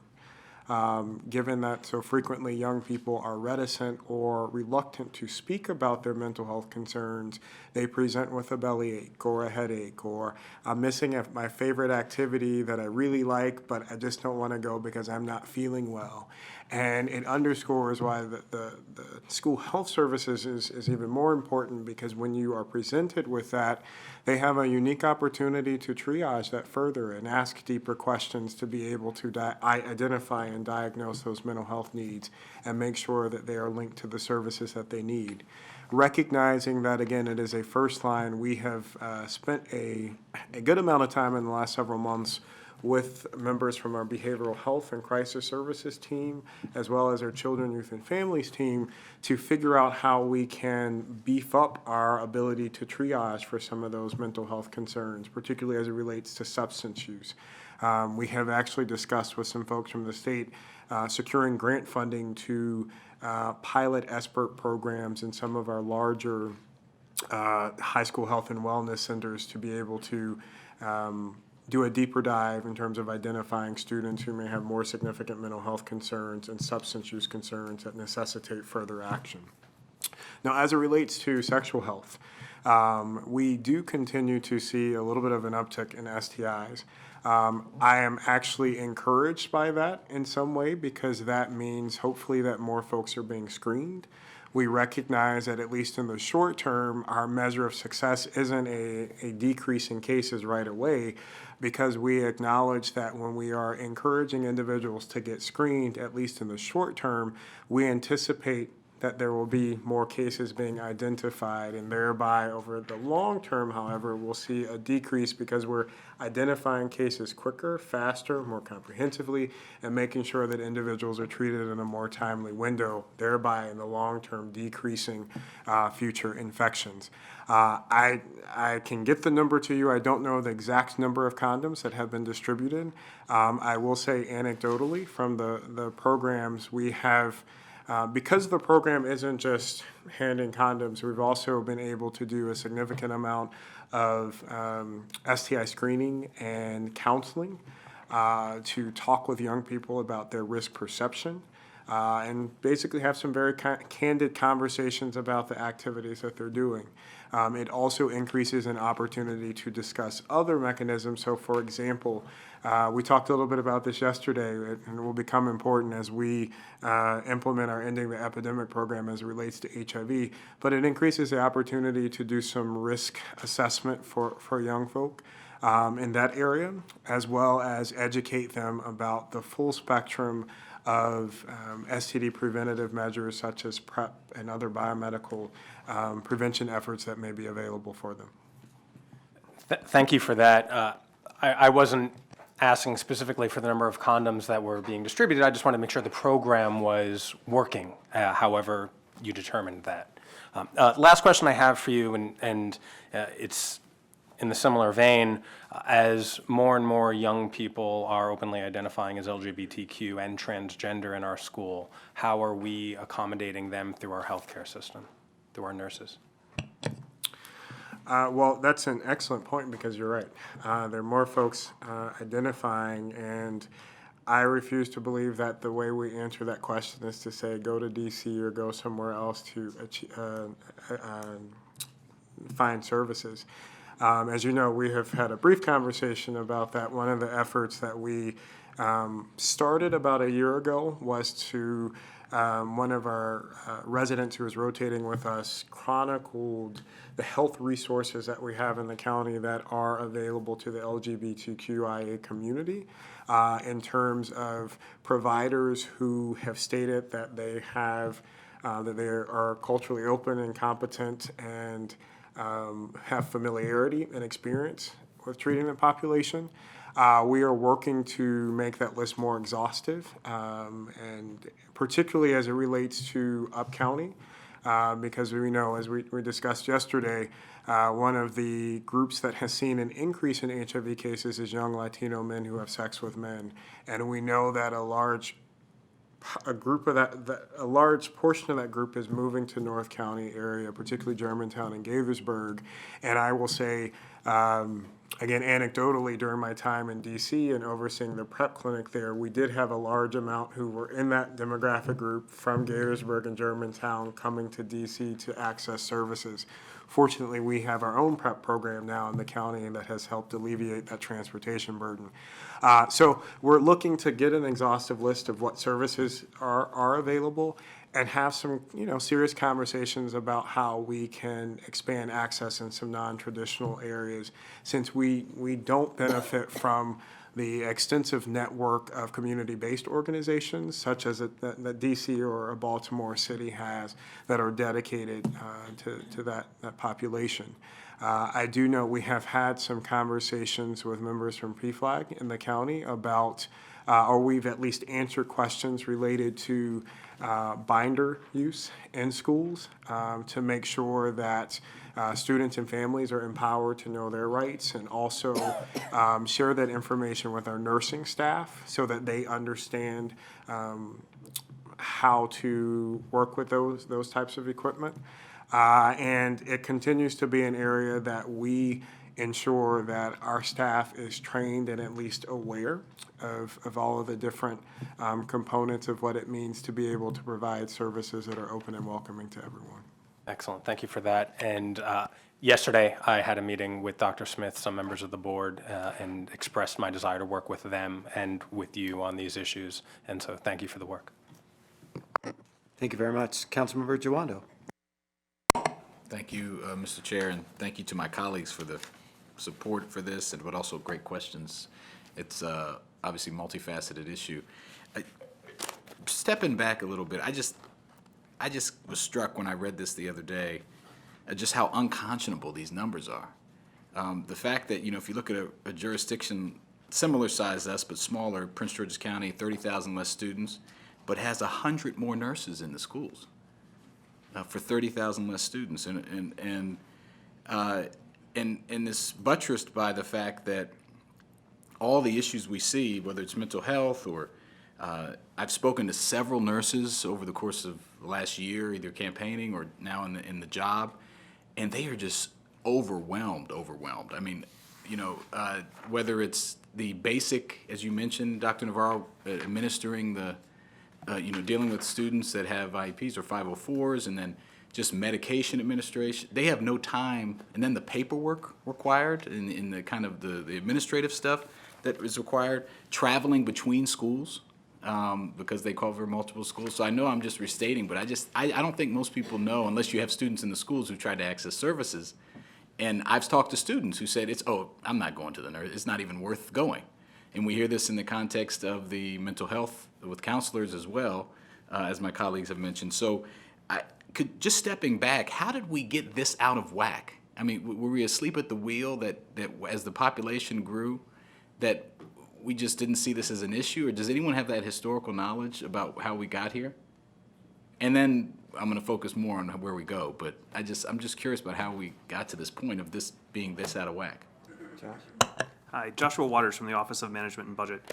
The staffing model that the county has used toward school health services has traditionally relied on both a combination of nurses as well as school health room technicians. So the ratio to nurse to student ratio is what you see in the packet here. If you look at a combination of school health room staff, including the nursing assistants and the Like CNAs. CNAs, new school health room techs, that ratio is around about 1 to 550. So it's the staffing model that the county has used up till this point. So there was a policy decision made at some point and continued to that level of service, the CNA tech, as opposed to a nurse, was, that wasn't required, as opposed, because other jurisdictions seem to have gone in the direction of, we think there should be at least a registered nurse covering each school for the most part. In recent years, due to fiscal constraints, we've worked with the department to move nurses from other nursing positions from other areas within HHS that weren't necessarily or weren't as needed in those areas anymore as health issues have changed or what have you, into the school health system. And in addition, whenever a new school opens, each new school that opens gets both a technician and a full-time 1.0 FTE school nurse. So We've changed, when did that change come into effect? 2 years ago. So that's relatively recent, okay. So there's been an incremental change in trying to ramp up the ratio, trying to ramp up the number of nurses that serve the schools. Yeah, well, that's good to know we've moved away from that. I just, obviously I wasn't here when decisions were made, but having experienced the level of service that CNAs who do a great job, it's different than what a registered nurse is trained to do. And if you have entry points where students might be presenting with a stomach ache, or a headache, but it's really they're depressed, and CNA's not going to pick that up, and or not necessarily going to pick that up. And so I just think I'm also concerned and would encourage you all to look at the administrative, as these requirements keep coming on and the paperwork that folks have to do. We have to have a more fulsome discussion, because when I was talking to nurses, they're spending half or more of their time just trying to do paperwork and not even dealing with students. And so we have to, that's obviously a state issue, it's a local issue, but I think we need to review this holistically of how we can provide more support. I'm certainly going to support putting this on the rec list and fight for it when we get to full council, but this will move us in a part of the direction, but with the big needs of mental health and all the other things that Dr. Gales just mentioned, we're going to have to look at this more holistic. And I know you all know that, but we need another joint committee, I'd recommend, just on this issue, so that we can flesh out get more in detail on some of these other issues and how we address them. Thank you very much. Council President Navarro. Thank you.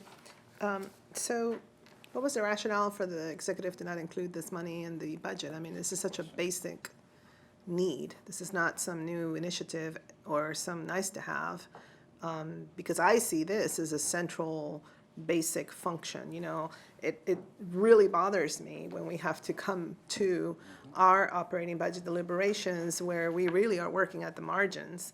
And, I can understand expanding certain initiatives or, but something as basic as this, I'm just curious as to what was the process, and how come the executive did not address something so simple. I mean, he actually, was here on the council when we tried to do something before. This is not new, I acknowledge that, but it shouldn't be seen as not a basic priority, because my concern is that, we work through our reconciliation process, and we'll see if it all comes off or not, and then next year we're back in the same conversation, when in reality this should be seen as a basic health and safety priority for our students and our families.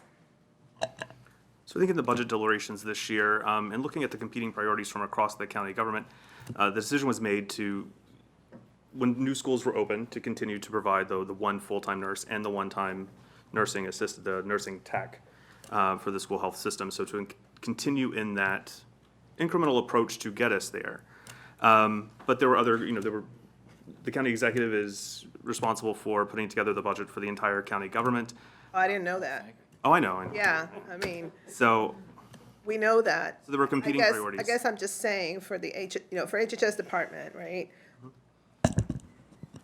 I just don't know why we're here. I mean, again, this is a basic health and safety priority. This is not, something that you just kind of say competing priorities. Well, this is one of those extraordinary priorities. So, even though I am amenable, of course, to putting this on the rec list and pray that it gets off, I would be so much more interested in figuring out if the executive is willing to send a budget amendment that would just take care of a situation like this, so that we're not putting in jeopardy something so extraordinarily important. I mean, we talk about the opioid crisis, we talk about, all of these other issues that present in a somatic fashion, but really are related to mental health issues. We're dealing with students with trauma. I mean, we're just dealing with so many things, and why should we be putting this into a hopefully maybe we get it off? So I don't know. I don't know what we should do, whether we should try to see whether we can send a quick memo and request an amendment. And the contingency would be that if the response is no, this is not a priority, then the committee would stand with its recommendation of putting it on the rec list. Would that be amenable, would the committee be amenable? The joint Second. committee? All right, let's do that. So as far as the committee chairs, I can tell you that I think that that's fantastic. I'm happy that I didn't have to say anything with regards to this issue. Totally agree. All right, Chair Albanoz concurs, so thank you very much for that recommendation. We will be sending a joint memo from the joint committee requesting a budget amendment, and if we do receive that there will not be a budget amendment from the county executive, then we will move forward with putting it on the reconciliation list. All right? Okay. Linkages to learning. So for fiscal year 20, the executive is recommending $6,707,902 and 6 FTEs for linkages. It's an increase of $130,542 and 1 FTE from the fiscal year 19 approved budget. The executive is recommending 2 adjustments. The first is funding to open the new, well, it's written as funding to open the new linkages to Learning Center at Maryvale for $80,000, but that's not quite accurate.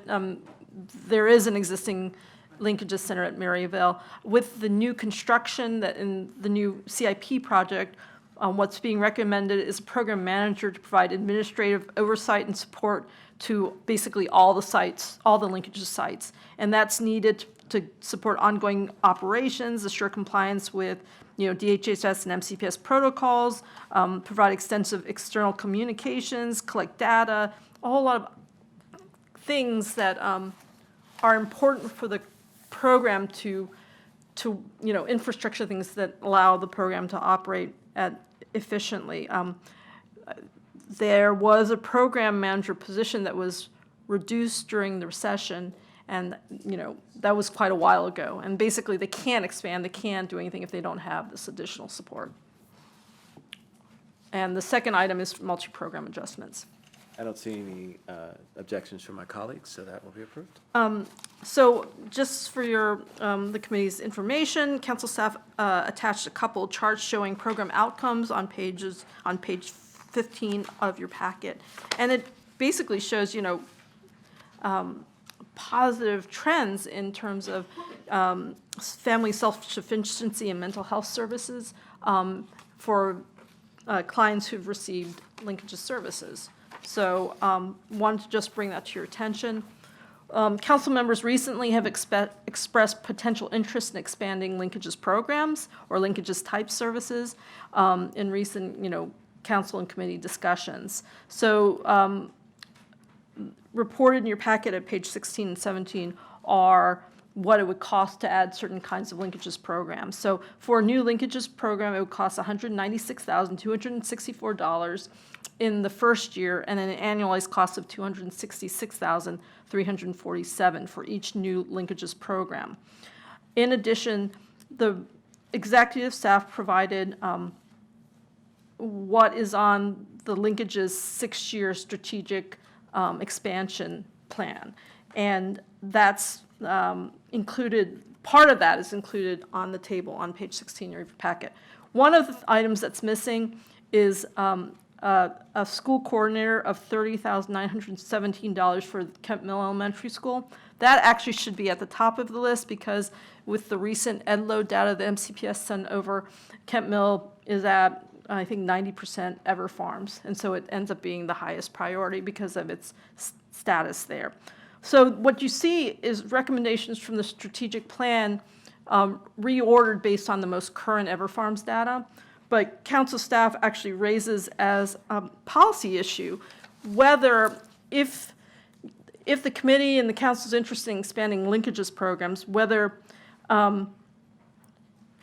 those decisions should be based on more current EverFarms data than 6-year-old data. So if you'll look at circle 76 and 77 of your packet, we reorder. It provides basically schools in EdLoad for the ones starting with the ones at the highest EdLoad going down up through 50% EverFarms. If you look at that, then there's 2 schools, Montgomery Village Middle School and Neilsville Middle School, that rise above the schools that are identified in the linkages strategic plan. If, again, the committee is interested in expanding linkages, then that has operating capital as well as operating implications. And so historically, Lincoln's expansion has not been tied to major school construction projects. So if there's an interest in kind of going down the ed load list, which has been typically, historically, the way that linkages has expanded, then council staff recommends that the council seek estimates for siting space at schools through portables, modulars, or additions as well. Those can be other things. And there is next then the CIP amendment for linkages to learning to consider. In addition, in your packet is some information about the Linkages Connect model that was developed in 2017 and presented to the committee. The model requires higher upfront costs of around $689,000, but a lower per school cost. And the model was targeted for schools with ever farms between 50 and 75%. Because it's not as intense services, the goal is to link families and students with services, but they're not necessarily ones that are delivered at the school, at least not as intensively as the linkages program. So let me just say that we have been traditionally a big fan of linkages and the success that we've seen from the linkages model. This council has continuously expanded after the county executive has presented the budget and gone above and beyond every single time. We've also been insistent upon linkages light model, something that was more affordable so that we could get these services, even if they weren't exactly all of the heavily intense services that we see at some of our other schools. So because we know that even some of those services would benefit these communities in need. So the council's been on record in terms of its expansion. I think that it is time for us, Vivian, as you've kind of laid out, to start coupling the two together with capital as well as operating dollars. And so my proposal would be that we meet this summer to be able, in preparation for our two-year CIP full discussion, and really have a robust conversation around what that might look like in a more aggressive take on this. I don't know if any of my colleagues, and I see Council President Navarro's light on, are ready to move forward now, but that would be my suggestion at this point. But I'll turn to Council President Navarro. Thank you. So, I mean, I'm just trying to understand what is our timeline, because we have had this exact conversation here a couple of years. You know, I raised the issue that it's so much more economical for us to be able to include flexible space and new construction of our schools, because if we do that, then either we can find the operational funds to have a linkages to learning program, or if we're not ready, we could use it for other things like after-school activities or things like that. So we already signaled this, and I don't understand why we're back into, with all due respect, asking the same questions again after we answered the questions and we asked for a particular sort of proposal of sorts that we can react to. So sure, I don't have the problem of meeting again in the summer to reiterate what we have been on record, saying for a number of years. If we're starting all over again with everything, whatever. But I gotta tell you, it's a little bit of a waste of time, not for nothing. We're all very busy. And if we're trying to move these strategic outcomes forward, at some point, we just have to have follow-up and follow-through. So I expect this, to be done sooner than later, number one.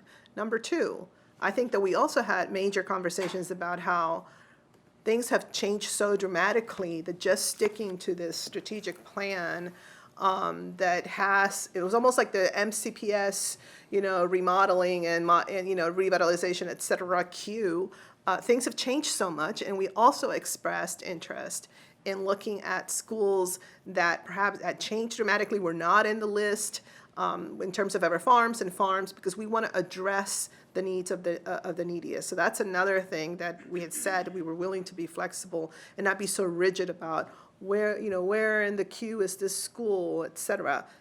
We have to go where the need is, I think.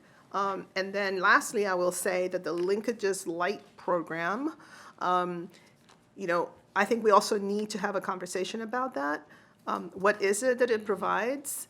And, you know, I'm again all for innovative approaches and leveraging what we have. I think we need to do that, but it would be nice for us to kind of settle on what that design might be. And I'll have more to say when we get to the conversation about the Kennedy cluster, et cetera, because really, right now, the Kennedy cluster is like a linkages to learning light for high schools. So why don't we just say, hey, this is the model that we're gonna that we're gonna support for this and the other. Let's have a plan for the next maybe 4 to 8 years and methodically do that, right? Because, you know, for my new colleagues, this is just not new, and this is time that is ticking and opportunities that we're missing because we're still trying to figure out policy direction that we already had decided on. So I'm happy with waiting for the summer. That's fine, but I just want to say that really, like, we should have this. We should be ready. We should be poised. And I know we'll have opportunities when we get to the 6-year CIP, which will give us some opportunities. But this is really important because, as it was stated, this model has really, I think, given us a lot of results. But when you look at when this model began and where we are now vis-a-vis the need, Oh, yeah. there's a huge gap. Okay, so let's just get to it. Anyway, that's. Council President, let me just say that, again, and this is one in which, you know, folks who think I only criticize our new county executive, we've been criticizing our former county executive about his lack of action in this regard as well. Equal opportunity. Equal opportunity critic. I've said that for a long time, just like my constituents are equal opportunity critics of me. It goes all ways. Let me just say that the reason why I want to do this is because it's clear to me that none of our executives have the will to push this forward. And so we as a council are going to have to decide how we're going to roll this out and what it's going to look like. Unfortunately, we have seen the lack of commitment when it comes to the expansion of linkages to learning throughout as a part of the budgetary process from the county executive side. And so we as a council are clearly going to have to take this on and just roll with it. And so my hope is that what this difference will be is a plan for us as a council on how we intend to do this each year, regardless of whether the county executive puts it in their budget or not. And they'll be on notice that this is it. The county executive can choose to either fund it as part of their budget or wait until he sends it over to us and we do it. But it will be very clear that we are meeting the needs of the constituency, whereas the county executive is not. And I don't think the county executive would want to be on record as saying and looking as though he's not supportive of something that he knows is affecting some of our most heavily impacted constituencies in our community. I mean, when you look at South Lake Elementary School, and just last night, Principal Celeste King received the award for her great work, a school that has linkages to learning. And a number of us have been there and seen the results of what this program has done, not only in terms of student performance, but also in terms of parental engagement and empowerment. This is truly what government action is supposed to be about, not only helping those, but helping those help themselves. This is the model that does that really links people together in understanding if you avail yourself of the proper services, but also prepare yourself in a way in which you can set yourself and your child up for success, the system will work for you. And I don't know why we'd want to continue to pretend as though this advantage is something that we don't want, especially when we're talking about an equity lens. And we all stood together arm in arm and talked about equity and empowerment. This is it. Linkages is a key tenet of that. And so, Ms. Finn Lopez, did you want to respond? Sure. Erica Lopez, Finn, Office of Management and Budget. I don't want to get ahead of council staff in terms of the CIP, but actually when you look at the past policy that the county executive has kind of followed in terms of that, it is consistent with the criteria that the current linkages to learning has been in place. You know, HHS has been taking advantages of construction synchronization with MCPS in order to lay out these new facilities. And, you know, with the transition, we are trying to get a new perspective from the new county executive as to how this system will move forward. You know, we do want it to be a collaborative and comprehensive process. And if you do look at the CIP amendment that the county executive sent over, there is actually funding for planning for 4 linkages to learning sites, and also construction funding for linkages to learning site at Lee Middle School in FY20. And one of the great things actually about this amendment is that it's within existing resources. So you see there is an expansion, and that, you know, in our budget discussions, the county executive was very emphatic about, you know, the impact this program has had, and that he wants to continue to focus on this expansion because, you know, there are results, and he is very supportive of that.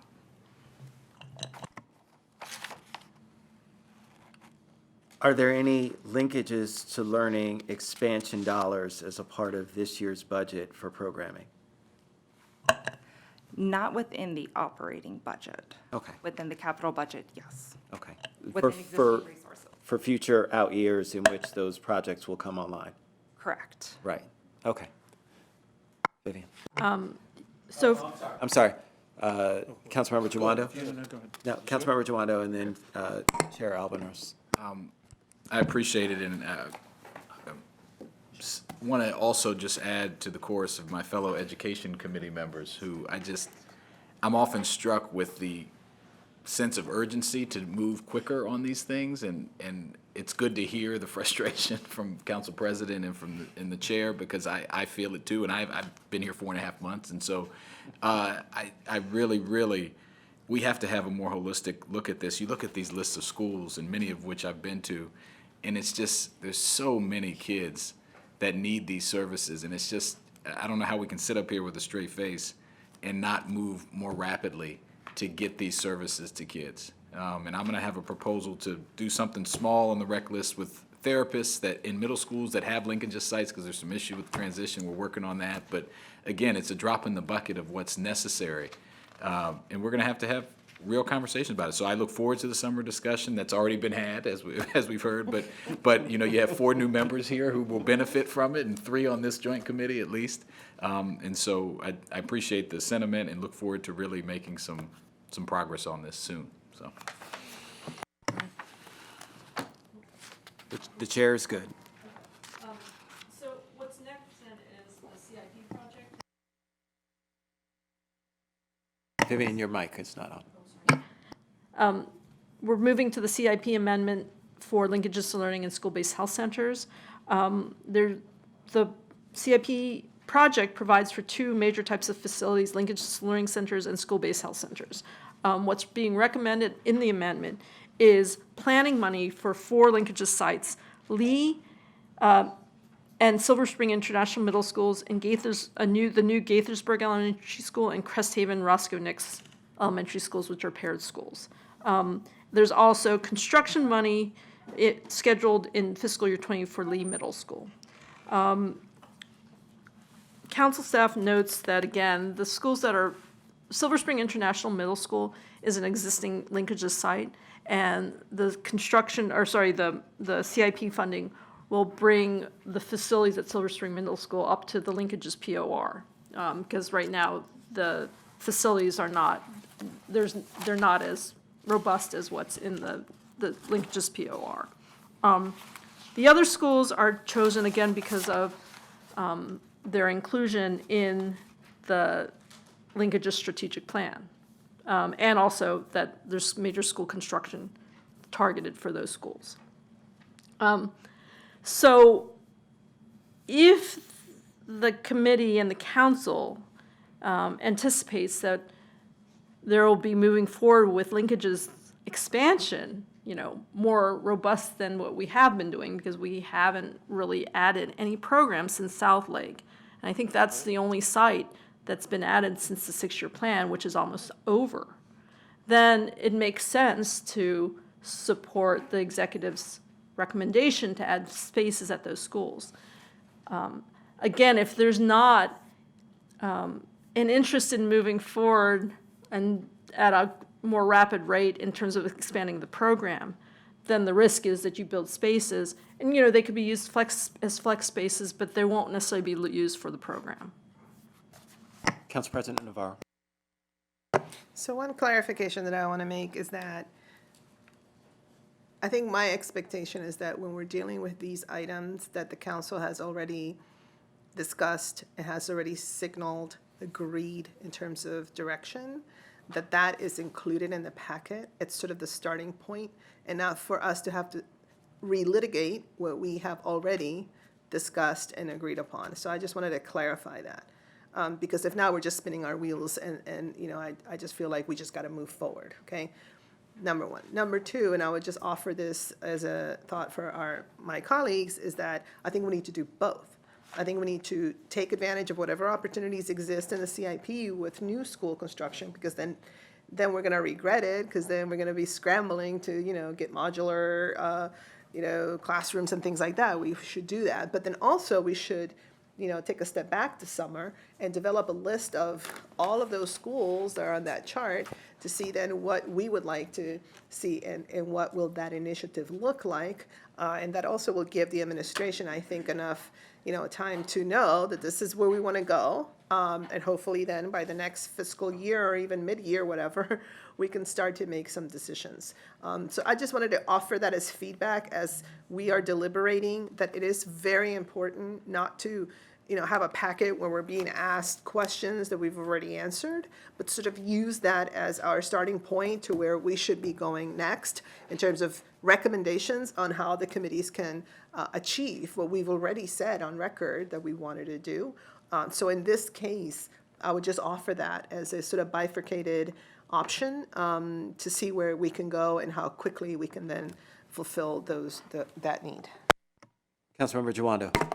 Thank you. I agree with that 100%. And just to put a fine point on it, I'd love for council staff to work with, if the chairs are amenable, with MCPS and with HHS to go through this list and put the pressure on us as a community to say what services are needed at each of these, you know, and if we're evaluating this model of this linkages light versus linkages, you know, based on the need in the school, work with the principals, work with your staff to, I think there should be another column. We recommend X, and we might not be able to do all of them, but we should not lie to ourselves that there's not need at those schools. So I would love to see that if my colleagues are amenable to an evaluation of that list of what level of service you think could be, as you're evaluating the different options, could be needed, and then we'll have to make the decision with the board and with us about what we can fund, but that would be a recommendation also.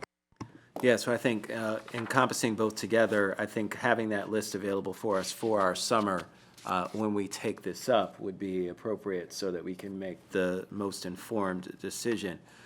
I'll just close by saying this. Look, you know, we have tough decisions to make, and adding these as we did with our RNs, right, and having the RN and CNA for new is great. But as Councilmember Jawando whispered to me, if we did that, it'd take us 100 years before we got to all the schools that we needed to in terms of building out capacity, and it's so true. I mean, it's one of those things where we can't just say that we're only going to focus on new projects and therefore that's going to get us to where we need to be in terms of expanding the service.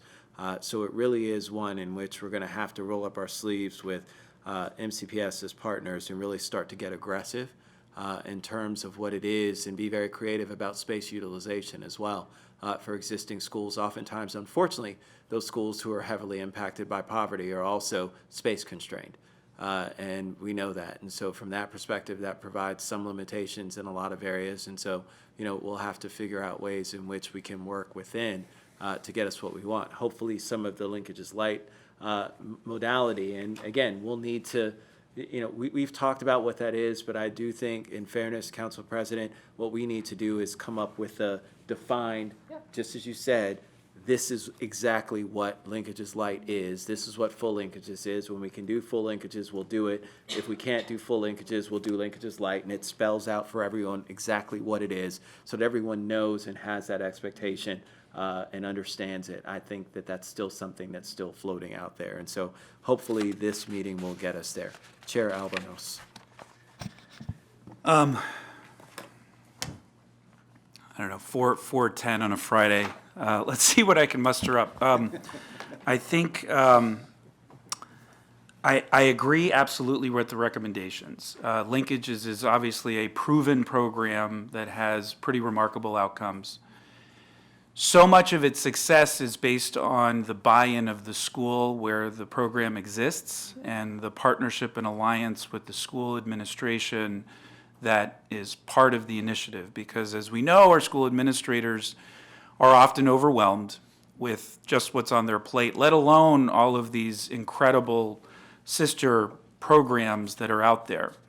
So I think as we look at linkages as a model in general, I do think that systematically, whether it's a linkages light or even a full linkages initiative, that we need to look at the universe of why it's working so well at South Lake, because it is working extraordinarily well there. Because you also have parent engagement too, which is a really important component to the success of these initiatives. And to the degree to which we can get parents to fully buy in and then even volunteer some of their time wherever possible, that really creates a recipe for success.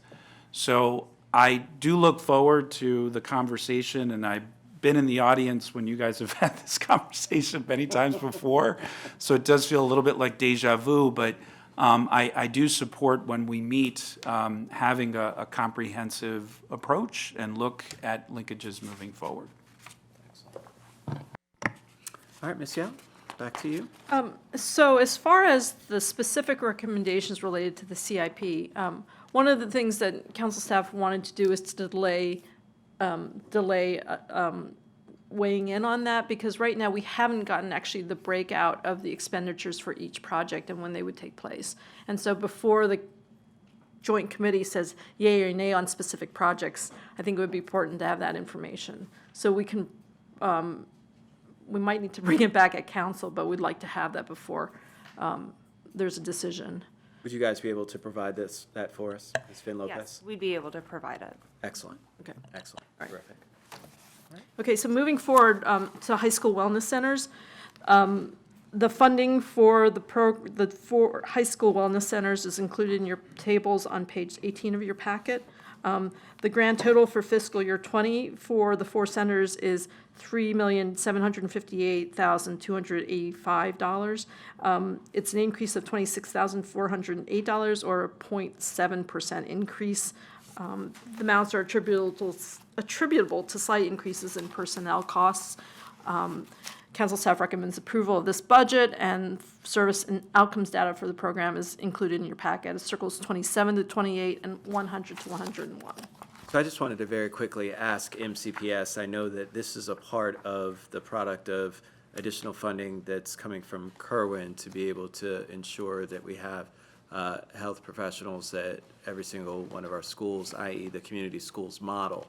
So from that perspective, is there a plan to adjust with the additional dollars that are coming in and look for expansion, even if it's not a wellness center, but to expand on healthcare professionals or some sort of model that's similar within some of our other high schools? What's the plan?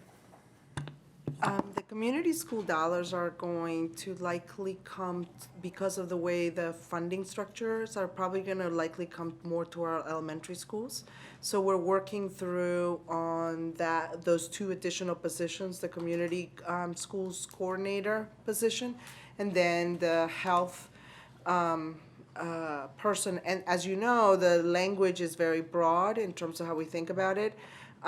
But we Try to give you as much flexibility as yeah, we do, and it's great, actually, and one of the things that we have in items of following up with is actually talking to HHS about this, so that we can work jointly on what makes sense. Once you guys decide, if you could forward that to the joint committee, that would be incredibly helpful, so we know moving forward what something like that will look like. Council President Navarro.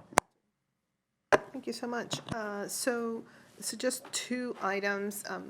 One, I know there are some models across the country that combine, the wellness centers with something like the safe spaces the Street Outreach Network is doing in terms of, expanding some of the hours, and therefore, provide a lot more support, especially for those students who, of course, may be at risk, et cetera. I really want to explore that for something that maybe we can look at for next year as a possibility. And that's just really leveraging this investment, but then combining them and hopefully having a much higher impact. So that's one thing I just wanted to flag, that I'd love to work with everyone just to explore that for next fiscal year. The other piece that I wanted to just, again, confirm, because I can't remember, within our wellness programs, it is a question that Councilmember Glass asked, in terms of our LGBTQ students, is it through the wellness program where we have do we have a robust component for our LGBTQ students? Is that something that we're doing, utilizing our wellness centers, et cetera? Do we have any specific programs there? Unfortunately, Luis Cardona is not here with us today, so I'll do my best to respond to that. At the wellness centers, our providers do try to address the needs of all the youth that come into that center. We are serving both based on cultural diversity as well as gender identity. Okay. So we do have some components of our program that address those needs for students that come into the wellness center. Awesome. So I also just wanted to flag this as a really good place for us to at least, enhance, especially for this very vulnerable population. And if there are any expansions, as Councilmember Glass was requesting, I think this is a really good model to also, look at and strengthen that particular aspect. Thank you. Dr. Navarro, did you have something to add before I go on? The only thing that I just wanted to add is the wellness centers are really important for the profession, to support the professional development of our staff around LGBTQIA issues in terms from a wellness and a health component. So we have had at several of our schools, Wheaton High School, Watkins Mill, Gaithersburg, the fact that the wellness centers are there and they are health professionals along the side has also impacted. Gaithersburg has a very strong LGBTQ student group, and how they meet and how they also involve other students about learning about issues of their peers is just an important piece. And so I'm very happy that we are talking about this issue, because it is a community of students that I worry about in terms of not just their mental health, but overall knowledge of everybody, all of our students, around how to support this subset of their student group. So thank you for bringing that up. Councilmember Jawando? Thank you. I just wanted to mention the Council President reminded me of something earlier today in the Fed Committee. I had a proposal to extend rec hours that I know Councilman Rabanaz has been in support of in the evening, 6 to 11, at almost the same areas here as aligned with the wellness centers. And I'm just for your benefit and for ours, maybe there can be some strategic thinking going forward of how to utilize that. We were discussing with Director Riley, how do we make sure programming is, you can have them open for drop-in basketball, but the programming aspect of it is super important. And if there's some potential for the wellness center, some HHS rec collaboration, taking advantage of those hours, that could be a way to get at what the Council President was mentioning. Right, and we also have been looking at after-hours availability in these spaces as well. So, yeah, I think you're correct. I think there's some good synergy that's possible. Hopefully all my colleagues will support the extended hours when we get to the rec list. Good plug, Councilmember Jawando. Well done. You're learning quick. All right, Vivian. Okay, so for, we're moving on to the cluster projects. For fiscal year 20, the budgets for the Kennedy and Watkins Mill cluster projects is provided in the table on page 19 of your packet. The only adjustment the county executive is making to this project is to delay implementation of the new Paint Branch and Springbrook cluster projects. Basically, the council added funding for these projects for fiscal year 19. They were to start mid-year, and they were taken as a savings, so they delayed implementation. During that time, Council President Navarro observed that the delay in implementation would provide an opportunity to revisit the design of the cluster program and consider realigning and leveraging resources to support a more robust model. I made a mistake. Councilmember Hucker had circulated a memo requesting that this funding be restored. I usually bring copies and distribute it. I don't have it with me. But I did want to, I know that was an intended to do that. So, and service data for the program is included in circles 29 to 32 of your packet. Excellent, thank you. No, and I have it. Let me turn to Council President Navarro, if you wanted to comment, and then I'll turn to HHS and OMB. Cool. So I support the effort of Councilmember Hucker in his proposal. I do want to just echo that just as we were discussing the linkages to learning, sort of assessment, I want to do the same with these cluster projects. Obviously, we all know the story, and Councilmember Irvin and myself, when I was at the Board of Education, proposed this template and this project in 2007. We spent a lot of time working with all the agencies, and unfortunately, the recession hit, and it just became another sort of a light type program. And unfortunately, it never gave us the kind of outcomes that we were hoping for, which really was to have a template that we could then use throughout the county in terms of where to invest, right? So it had everything to do with a multi-agency, multi-department, looking at African-American student achievement as a way, it's almost like the Harlan Children's Zone, but really in a public school setting, so that we can then study it and see what were those interventions that had the most outcomes, and that way we would know all collectively where should we be investing. And unfortunately, it just, again, became just kind of a watered-down program that now it's being expanded in a watered-down fashion, right? And so that has always been my concern, is that unless we kind of pause and then say, wait, perhaps this program needs to have this and the other element that we all spend so many hours looking at, then really what we're doing is not necessarily what we should be doing.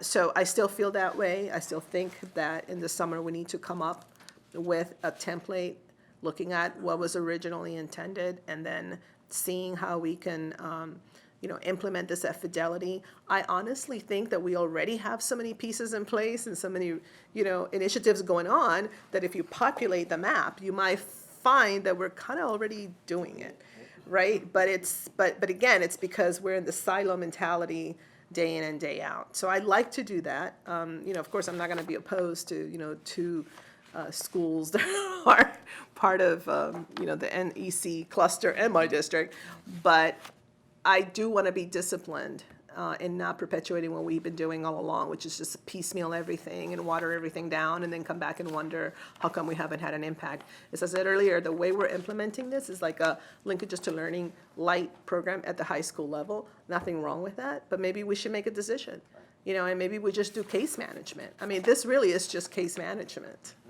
We're pitching it as a Kennedy cluster type thing.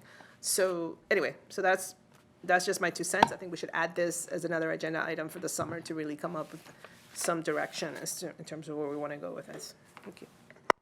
Ms. Buckland, I'm going to let you respond and then call on Chair Albanos. Thank you. So we've been in conversation with MCPS, and your point about there are lots of things going on is exactly the right one. There's been, not only are there a lot of things going on, there are a lot of things coming at us that are still in motion. And so that has been the conversation with MCPS about we do need to take that step back. We do need to look more broadly at the array of programs that are already in place and at the array of forces that are coming at us, so that we can make some real decisions about how does that model work? Are there changes we need to make to it? Or are there, as you said, are there things that we're already doing in some other places that maybe we want to replicate instead?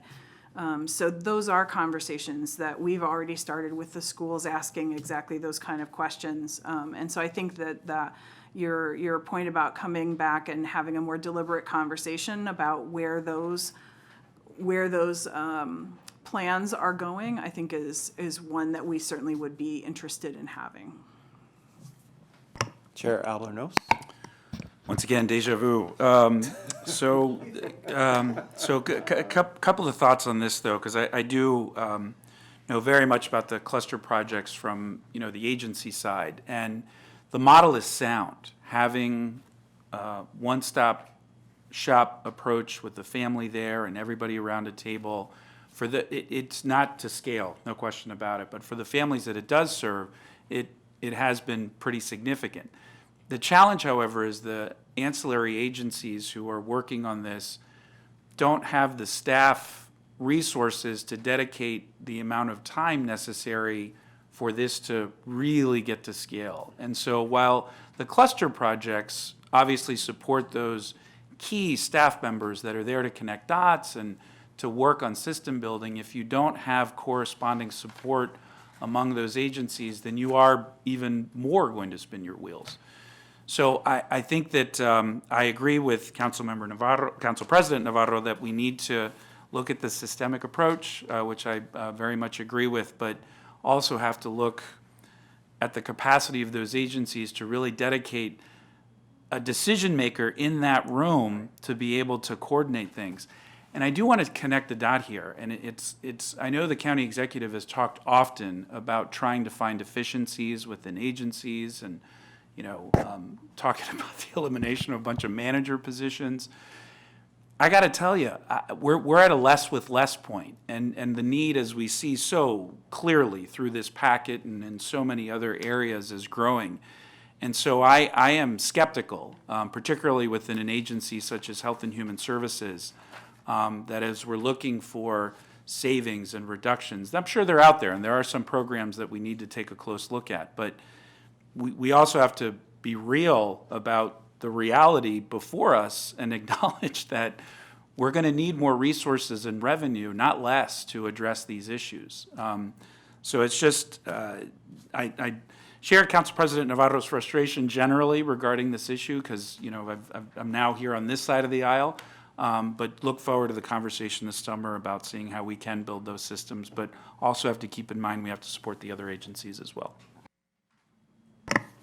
So let me ask my colleagues, Council President Navarro, I heard his support, but so is that a motion to add the 287,250 to the reconciliation list, or are you just identifying that you're supportive of that, or is there anyone who wants to move the 280,200? So moved. Okay.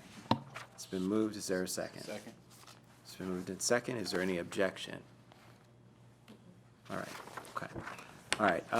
Let me just close this out by saying that, again, I do agree with the council president's initial conversations around this, that we really need to, while I'm not objecting to expansion, we really need to have the model solidified of what it is that we're going to be doing. Replicating the Kennedy and what that will look like, again, is something that's still questionable at this point without clear delineated, this is what's going to happen. So I think that there will need to be some clarification around these. That can be a part of our discussion that we have, Vivian, we're at the same day that we talk about our linkages. We just need to define these programs so that we know exactly what it is that we're doing. That'll help us hone down costs as well in terms of really understanding how much we're going to have in terms of budgetary liability for these particular programs. But I agree, they're needed, and there's no question that, look, my home school was Kennedy, and Springbrook was right around the corner, and I know the need is there. The need is there at Paint Branch, too. They're not far from where I grew up. I know people who still live in those areas. The need is great. So anything that we can continue to do to help folks out is still going to be important and well valued. So from that perspective, I think we're fine. Chair Albanese, anything else? No. Okay. All right. Vivian, partnerships. Okay, Okay, so the tables from page 20 to page 22 of your packet show contracts that DHHS administers, delivered by public and private partners that are educational in nature and/or involve collaboration with MCPS.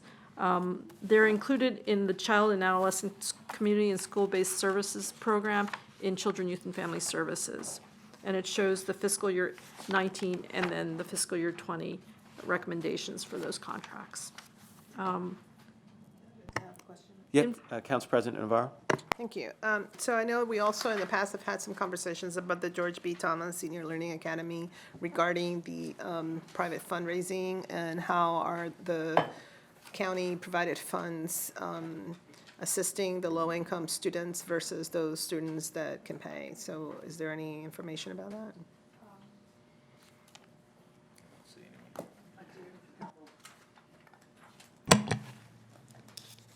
I do have a little bit of information about their fundraising efforts for FY19, just based on their third quarter report that George B. Thomas has submitted to us. So they do not yet have a development director. However, the staff have been actively involved in fundraising events to promote the Saturday school. The FY19 fundraising and development plan has collected over $200,000 in registration fees, grants, and unrestricted contributions. Okay. Did we fund a development director? Was that, no? I can't remember. I believe that the We had? county executive had funded one in, I believe, a council grant. But I don't think, was that, I don't remember if that funding was absorbed in the contract with HHS. Okay, do you remember? I have to find that. My brain's trying to tell me something, but I'm not sure if it's actually true. So my preference is to actually get back to you with something that I know is actually factually Can correct. we do that? I mean, I just feel like, it's almost $1 million, and, which is fine, but the reality is that we've had those conversations also about understanding the breakdown and how could we make sure that the funds are being used for those students who are, of lower resources. So I don't. Go ahead. I do have information. Okay. All right. They, Hot off the they- press. they did receive a community foundation grant in the amount of $5,000 and a county executive grant in the amount of $28,000. For, It doesn't. But there's more than that, so Okay. we'll still get back to you. Okay. so can we Yeah. just come back on? Yeah, so we'll come back on George B. Thomas. I know that with the passing of George B. Thomas, there's been a lot of flux in that entity as a whole, and so it would be good just to understand where they are and ensure that they're headed in the right direction. And if there are things where we need to ask them for a plan and strategically how to build up, we need to understand that as well. That'd be great. Yeah, no, they do amazing work, but of course, again, I mean, our job is to Limited resources. understand, and it's almost $1 million, so. Councilmember Jawando. I did have a good meeting with them, with George B. Thomas this year, and I know at least as one fundraising effort, they've asked me and Councilmember Alvarez to play golf with them at a fundraising effort that they have coming up, but which I think we agreed to do. So maybe. But I did press them also on the, obviously they have the fee for service model, but who they're serving, how they plan to expand. So I would share the concern on getting some more information back from you all as well. And while I have, we're kind of just generally on the partnerships, I did want to bring up one thing. Just footnote here, or kind of putting something on my colleagues' mind and also in the public, every mind is obviously on here, and you guys have contracts with them. One of the things that they, and I know others do, is providing these critical mental health services at our linkages, several of our linkages sites. And I alluded to this earlier, but I'll just say it specifically now since I have 5 colleagues here. One of the proposals that will be coming, we'll discuss next week, and I'd like to add some therapists at the schools and utilizing this model. And I think we're saying that we would want to add 1 therapist to cover 2 schools, And I'm working with Ms. Yao on this, and I think there'll be a formal memo coming to you shortly. And also, the other thing is adding hours on the texting hotline that students use if they have a crisis or they need help. And my understanding now is that it's currently open from 12 noon to 9 p.m., but we're looking into a relatively small amount of money, about $50,000, I think, to keep that open from 9 p.m. to 12 midnight, which we know that we've got some, and so I wanted to flag that, and maybe you have additional information that's not necessary. But I think we have expanded the hours already for some of that, but let me check. okay, my understanding is you hadn't, but if you had, great, and we can pull it off the. Erica Lopez, Penn Office of Management and Budget. I believe in Behavioral Health and Crisis Services, there were some savings in another area of that department, and so they were able to actually increase hours for the students. Okay, could you get back to me on that? Because I saw some research, and I was like, that 9 p.m. to 12 is like a particularly important window. That's when everyone's on the phone, and, they've settled from the day, and depression. So, anyway, all right, that'd be great if I could take that off. Council President Navarro? Just another quick, just asterisk. So I know that there's the Every Mind Incorporated Regional Youth Services. There's a contract there since it's expiring. And also Family Services Inc. has another regional youth services providing, it says here, group counseling, short-term youth, family and group counseling for underinsured parent education, community outreach, target school with communities within Gaithersburg, et cetera, that do not have linkages to Learning or High School Wellness Center. Same thing with Every Mind. And so I just want to, again, keep us aligned. So as we have these conversations in the summer about linkages to learning or about mental health supports, that we also take into consideration what contracts do we have that are providing this? Because if not, again, we might be missing some assets that we actually have in place. So, if we could do that as well, that'd be great.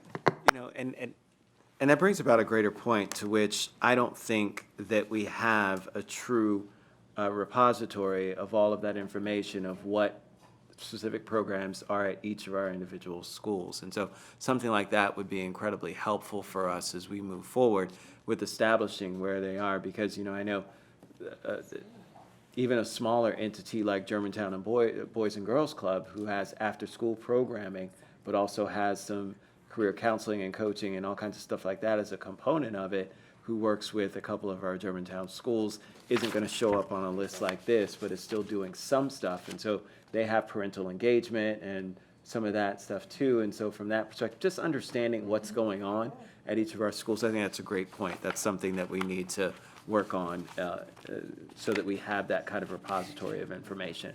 That would be incredibly helpful. Okay. All right. So moving on to Children's Opportunity Fund. So without objection in terms of the recommended contracts at this point, but we will be coming back to George P. Thomas. We've asterisked that one. Children's Opportunity Fund and the Bell Program. Okay, it's now the Bell Excel Program. They've changed the name. So the Children's Opportunity Fund is a joint MCPS Montgomery County government effort to address social determinants that impact the educational achievement gap and provide services for children at risk of not succeeding in schools and their families. The table at the top of page 23 shows for fiscal year 20, the public agency funding supporting the Children's Opportunity Fund and the Bell Excel program. Council staff needs to correct two numbers in that table. So for the county funding that's coming out of Department of Health and Human Services, Children, Youth, and Family Services, the CHIEF program, that should read $250,000. What's included, if OMB can clarify, is this what's included in what's in the budget already, or does this need to be adjusted? That's what's not clear. It's included in the budget. Okay, great. And then the second item would be the MCPS local funding line should read $125,000.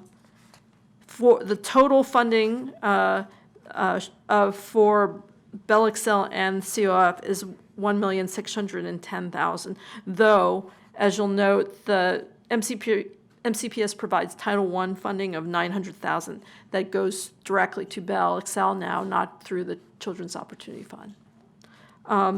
And the expenditures for the fund for fiscal year 18 grants and anticipated fiscal year 19 grants is provided in the table on page 23 of your packet. Excellent. Council President Navarro? Thank you, and Ms. Rusnak, just want to thank you for all your hard work, and also acknowledge the partnership that we have with the Community Foundation, the Montgomery County Community Foundation, and Ms. Anna Hargrave. They've done extraordinary work as well. I just had a few questions just to refresh my memory. In terms of the Rails partnership for Excel Bell, is that what we're calling it? It's my understanding this is our 4th year, right? Because it started in 2016, it was supposed to be 4 years. So how is that still the money, how does it break down for this year? Because I couldn't understand it through the chart. I know that the Rails Foundation was gonna, basically put in a 4th, and then we would put another 4th, Bell would put a 4th, and CPS would put a 4th. So is that still the arrangement? Sure. So I'm Kimberly Rusnak, Project Director of the Children's Opportunity Fund. I have not had a direct conversation with the Rails Foundation, but it is my understanding that most likely come summer 2020, we would not have support from the Rails Foundation, but we need to engage in further conversations with them. We know we have their support for this summer, for 2019, but it is unclear what will happen in 2020. Okay, so then for FY20, which is what we're talking about now, that includes the summer of 2019. So is there, no. So the funding we got for fiscal year 19 is what will cover this summer 2019. This summer. So we already have the funds secured for this Got it, summer. right. What is included in the budget for fiscal year 20 is the summer 2020. I see. And so for that, you still don't know if there's going to be a bill because they just committed for the 4 years? Correct. I see. Okay, thank you. Okay, that's it. All right. So, again, no objection to approving the funds in the Children's Opportunity Fund, NDA, and DHHS for the Children's Opportunity Fund. That carries us to the end. It has been a long, very interesting day, to say the least. But I really want to thank everybody involved, our DHHS, Montgomery County Public Schools, our Children's Opportunity Fund, our Office of Management and Budget, and all of our community partners. We are adjourned. Have a great weekend. Thank you very much, guys. I know you like that too. I guess.